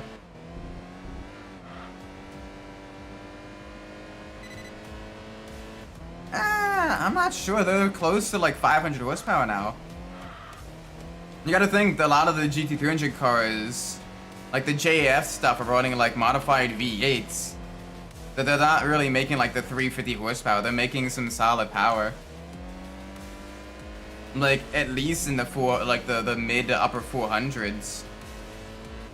Which isn't too far off what the GT500 cars were making back in the early 2000s.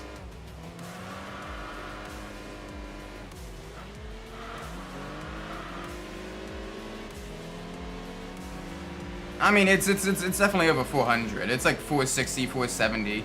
Like close enough to where like ballpark estimates, especially when you take into consideration.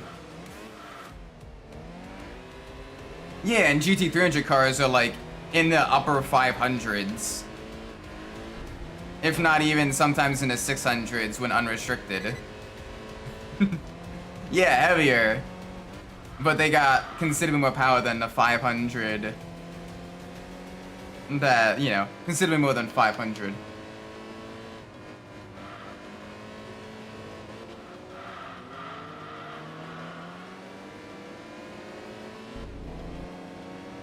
It's just that oftentimes they are restricted for like, and especially in like endurance races like in IMSA, like some of the SRO, like the blank pane endurance series and everything.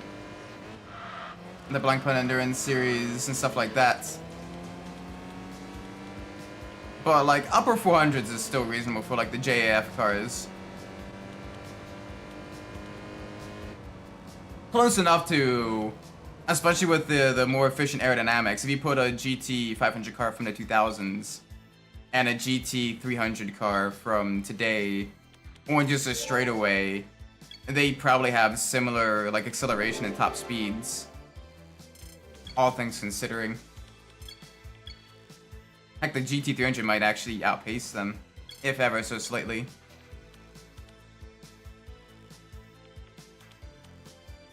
Again, just due to gear train efficiency and all that stuff. Ooh, the Star Festival, yes!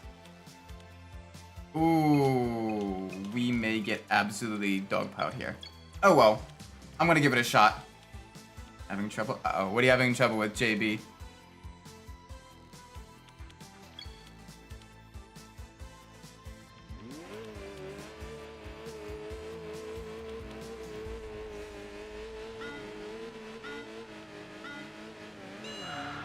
There we go. Alright, good launch, good stuff. And there you go, the two high-powered front engine rear-wheel drive cars. Whoa! Viper had a skill issue there. Viper had a major skill issue.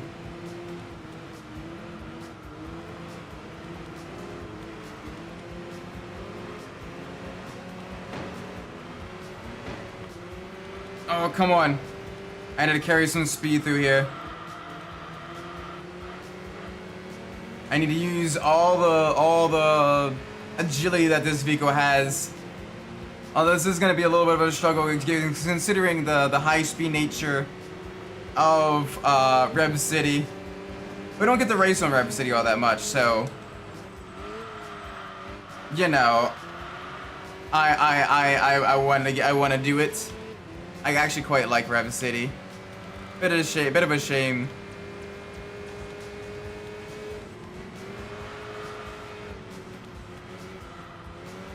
Yeah, like I remember reading like the Subaru had like 460, 470, somewhere in that range. And I remember the Prius had like the Prius GT300 had like 440, 450, and that was an older GT 300 car. So, but yeah, all good, all good. I do wonder what kind of BOP they use for the GT3 cars and everything. What kind of like restrictors they have in place, because it is some of the JGTC racing, the Super GT races are longer endurance races. So you'd expect like, you know, having a little bit more conservative BOP. Ah, okay. Gotcha.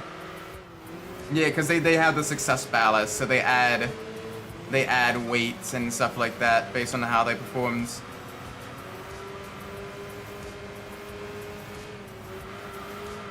And I imagine they probably detune the vehicles a little bit for like, you know, the Suzuki 1000 kilometers and like that type of stuff, like the longer Super GT endurance races, and then have them run a little bit more unrestricted for like the shorter races and everything.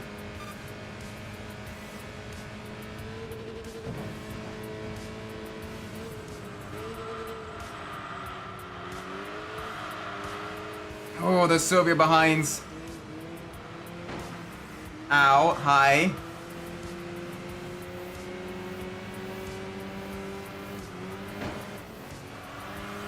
Whoa, Nelly.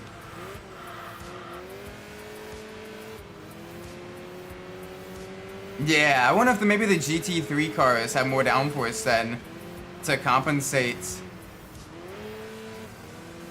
That, or they allow the GT3 cars to run a bit more unrestricted, so they're getting into that higher 500s, maybe low 600 horsepower range that normally they're not really running.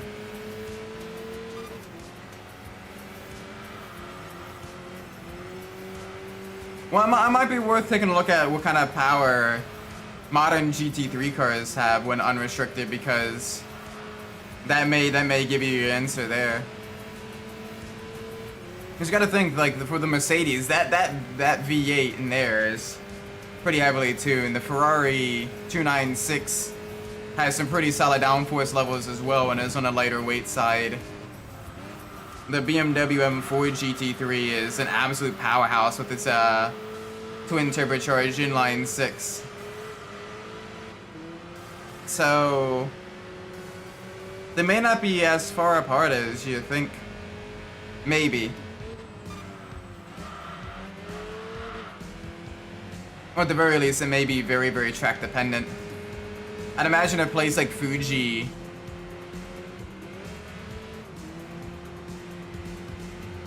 yeah, unrestricted 992s on a 600 range. It's probably restricted. They're making around like 550, 520, somewhere in that range.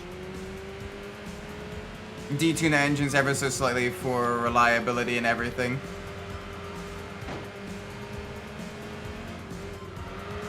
Jeez. Man, we had pace. But we are struggling just a little bit. Don't have quite the pace to push towards to make 612. Okay. I mean, that is still a very, very nice amount of power. And that's the Porsche. That's, you know, with its naturally aspirated Boxer 6. So I'd imagine unrestricted, some other cars might be a little bit higher power. Like I'd imagine a Mercedes with its V8 and the BMW with its twin turbo inline 6 have a bit more power. The Ferrari may have a little bit less, just because they have such a low displacement V6. Granted, a very advanced V6 with the turbocharging there, but still.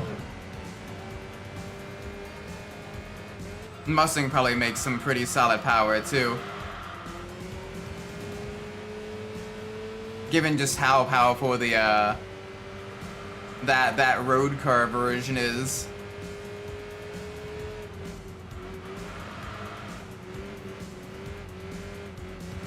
Yeah, the production version is like 650, 670, somewhere in that range. Yeah. Closest body is the common body. Dang. Oh, I mean that's your answer, and try to make it as close as you can there.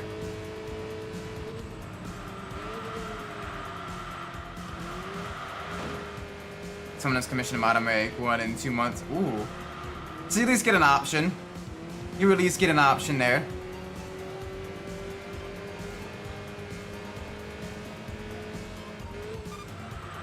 Come on, we got a gain on the Viper. We got a gain on the Viper. I gotta hope they make a mistake. Heading into the chicane for the final time. Next lap.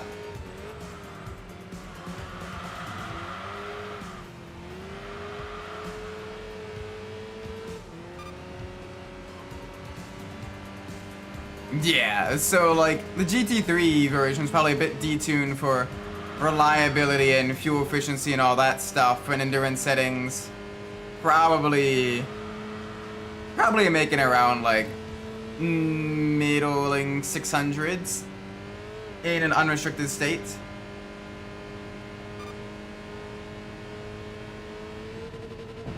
Oh, he didn't make a mistake there. Oh, that's a rip. That is a very big rip. Alright, we were not ready for the RS races and this thing. Damn shame, because this thing absolutely had the power to do it. Not the power, but it had the agility.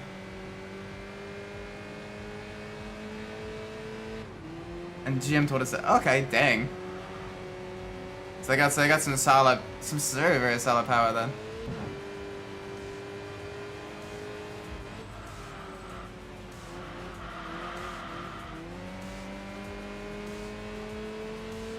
Yes, that's probably where the pace is between the GT3s and the GT300, like the JAF cars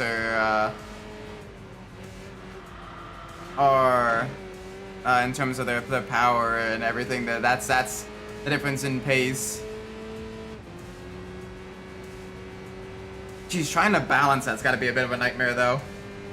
Because they're essentially functionally different vehicles.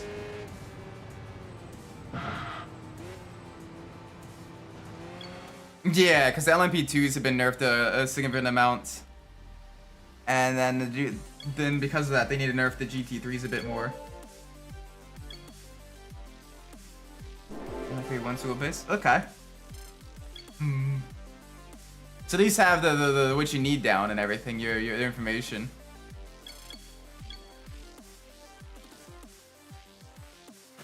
Yeah, because then they're the faster ones.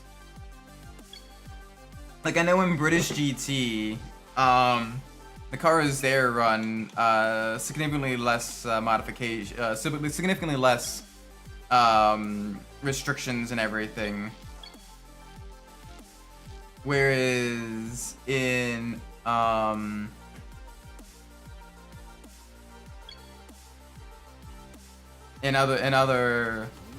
series where they're like ACO, like you know the WEC or IMSA, it's a little bit longer, or a little bit more restrictions. Like a bit scuffed in the rear, but especially I mean you get it close enough. Get at least the baseline down, and then when someone commissions a new body, then you can use that.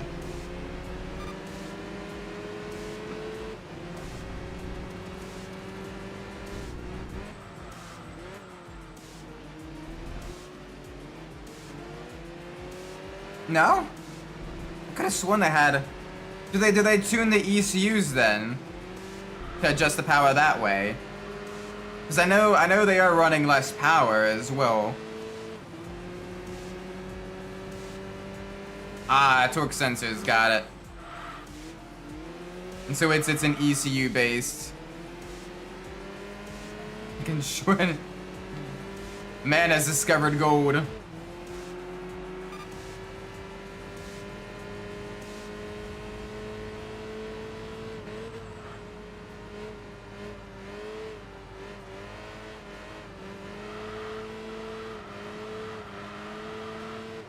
Nice. Glad you managed to fix the length issue at least. That's good. Okay, so so it's kind of like an ECU tuning that they do to kind of get the vehicle, get the vehicles, you know, less powerful and everything like that. Nice. Nice.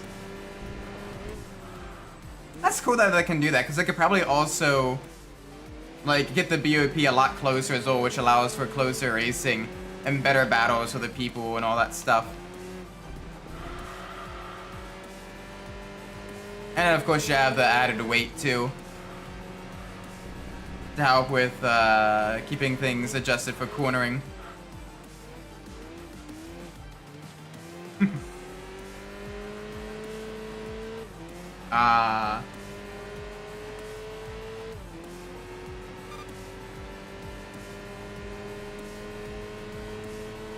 Is the RS500 viscous or driver helical? I think viscous? I'm not sure. That's a good question.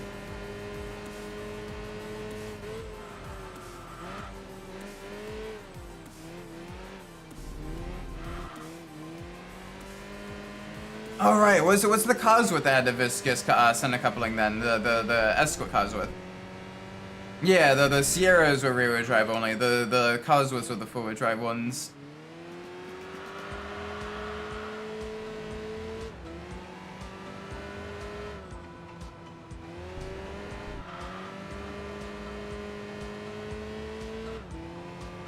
There we go. Yes, at a tighter twisty track like Tsukuba, the MRS is considered better than on the highest speed tracks at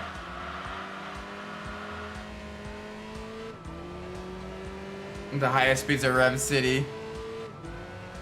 And if you're going all-wheel drive, then the viscous is probably closer to period correct. With both the RS200 and the Escort Cosworth. I think both of them were viscous coupling center differentials.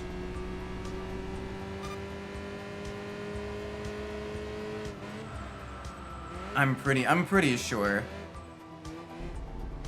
Correct me if I'm wrong.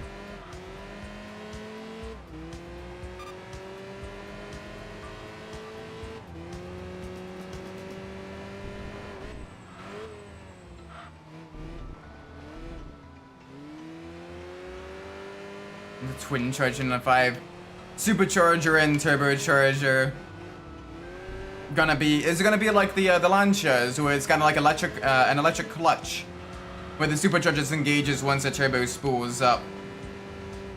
Or is it gonna be both the supercharger gonna be running full time and the turbo is gonna be supplementary? How are you gonna have it? How are you gonna have it? What is your choice? Which way, Western man?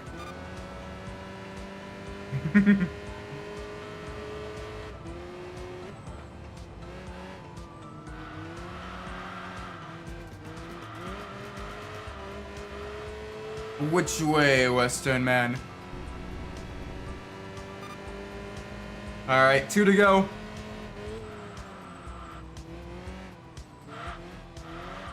Oh, this thing has been absolutely wonderful.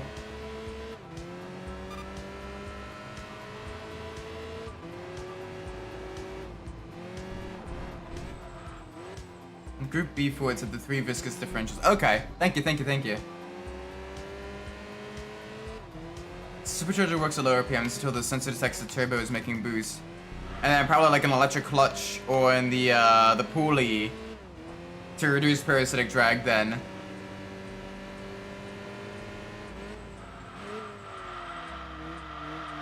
Because even the AW11 supercharged version had an electric clutch on the pulley there for in order for like to get like fuel efficiency and everything like that under low throttle applications.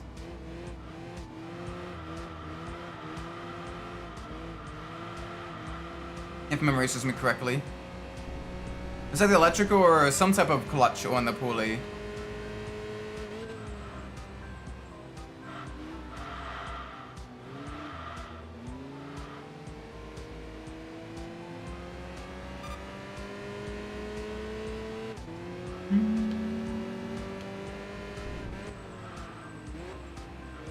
Hey yo, we lapping someone.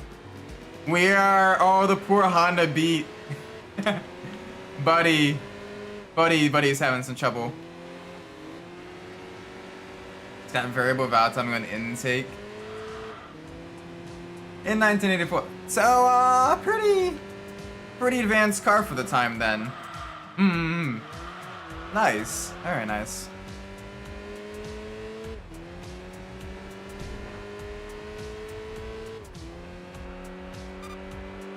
Oh, I'm gonna be sad when we switch to a different vehicle after the MRS.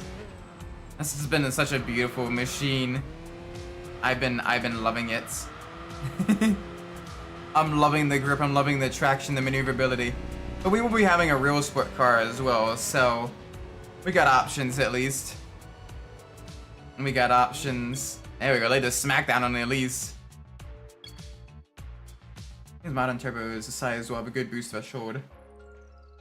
It's only the big turbos that need like the crazy anti-lag and like all that stuff to keep them spinning in low RPMs. There we go, grippy boys. We get the grippy boys. Alright, one more race with the MRS. And then we get a real sports car.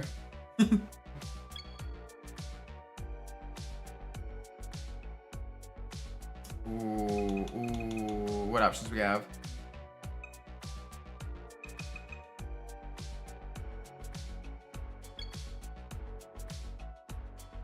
We got the one maker race. Let's do that then.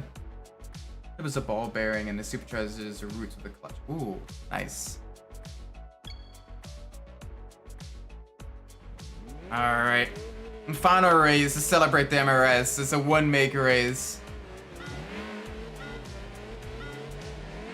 There we go. Oh good, this is the full manual as well. It's not the 6-speed semi-automatic.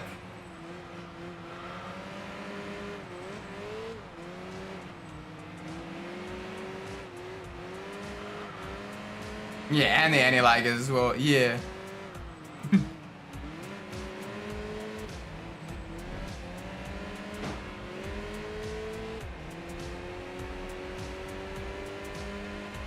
Yeah, because it's basically intentionally misfiring the engine. So you gotta really kind of maintain it and everything, make sure everything's in good working order. But I mean, they're still really cool. Hearing the pops and bangs out on like racetracks and everything for like time attack track days is pretty nice.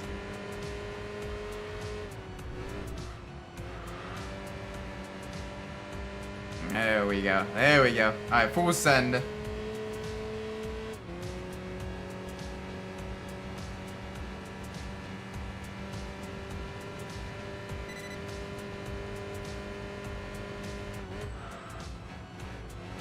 Can't believe we're pretty much a third of the way through the year. That is absolutely crazy. Like, jeez.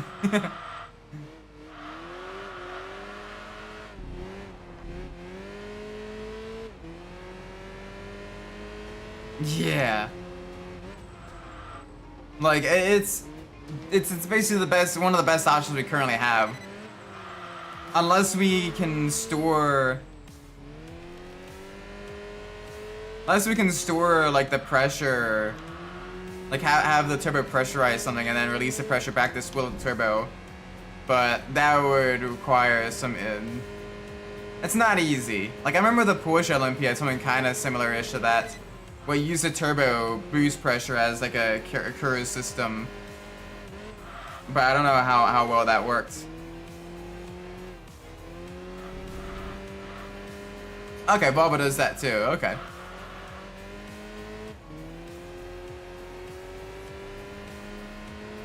I mean, that's pretty good for without tuning. You can probably get it to get even higher then, but for a road car in the 80s, that's spicy enough right there. But you probably want like the bigger horsepower, like the 500-ish horsepower that some of the racing, you know, some of like the big boys had. Yeah, space and costs. But in like a motorsport context, you could probably do that. Yeah.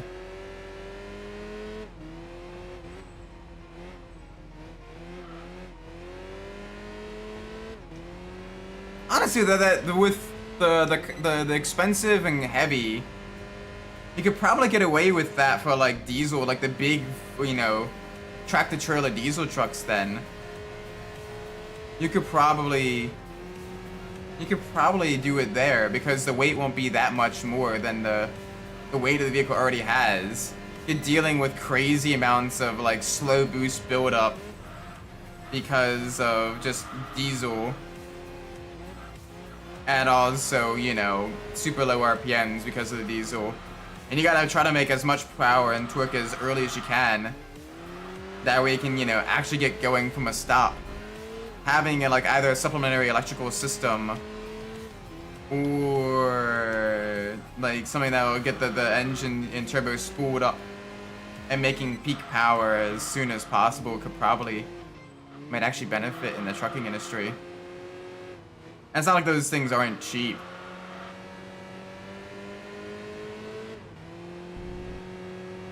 Like the trucks are expensive as hell, so what's a couple more grand? For extra performance and better safety on the road and everything, because you're not just struggling to, you know, get going at a stoplight or in stop and go traffic. It's not bad. It's not a bad option at all. Hi, kitty. There we go.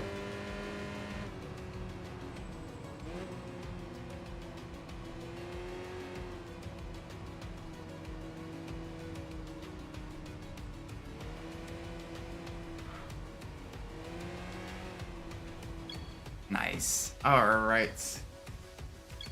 Ooh. Hi, kitty. Give the kitty some pets. There we go. There we go. Oh, the MRS. Now fully upgraded. Yeah, I know our ranking still decreased just a little bit. Had a little bit of a struggle there. But otherwise, we're good. Alright, let's get the real sports cars now.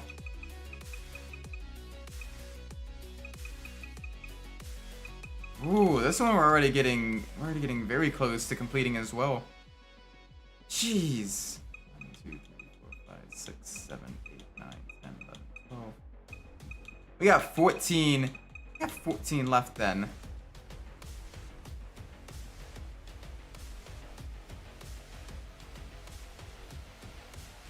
Essentially, awesome is didn't have an extended wheelbase.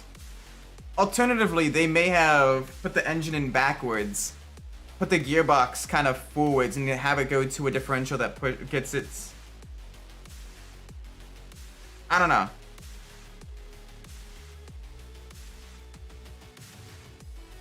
I don't know how.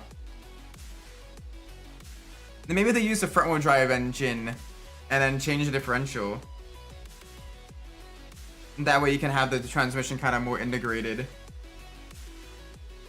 I don't know, this has got a lot of options there, I think. Anyway, let's pull up the random number generator. We have 6 options here. Let's see what it decides to choose.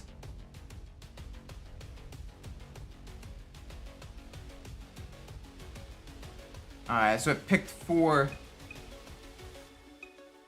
Oh.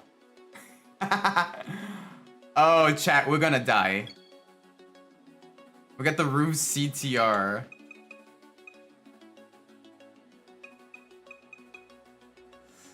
Oh, chat. Chat, we are cooked. We are absolutely cooked.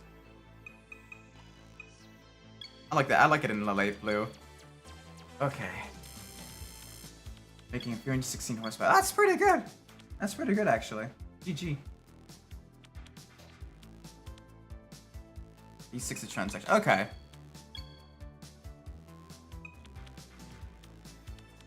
Alright, let's try to do this right. Get a little bit of understeer going. A little bit higher gear ratio for top speed. There we go. Focusing at 3,000 RPM and the supercharger helps. Nice, you get the consistent overall kind of boost and everything. Very, very nice.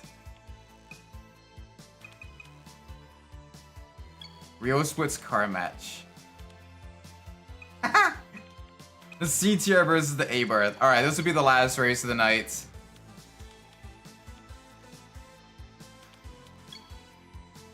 Yeah, the GT300 MRS looks so good.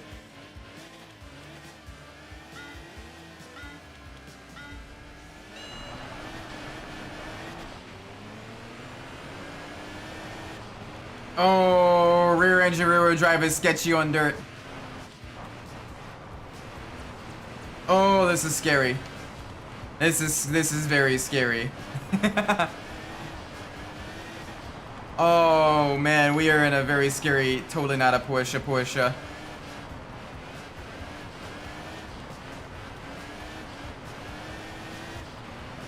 There we go. The fact that stock it already has the crazy blow up valve tells you everything you need to know.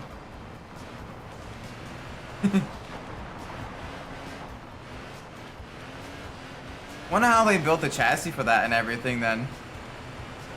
Like what they did. Either way, cool stuff. Some of the GT300 cars.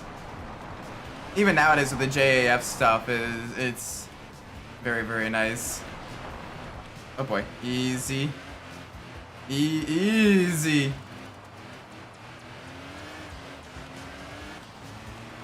Alright, right. Gotta remember, there's no traction here in the desert. Oh, it's wanting to turn. It is wanting to rotate. Oh, save it. I gotta love working for a company where you see your lowest competition. That's how you know. That's how you know you'll always have some fun things to work on. Come on, get it to slide out.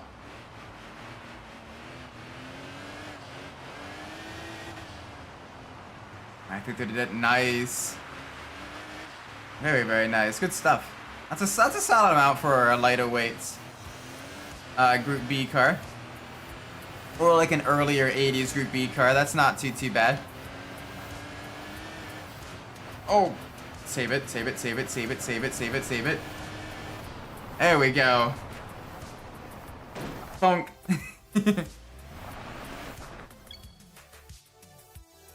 Nice. Very solid run there. Get a level up going.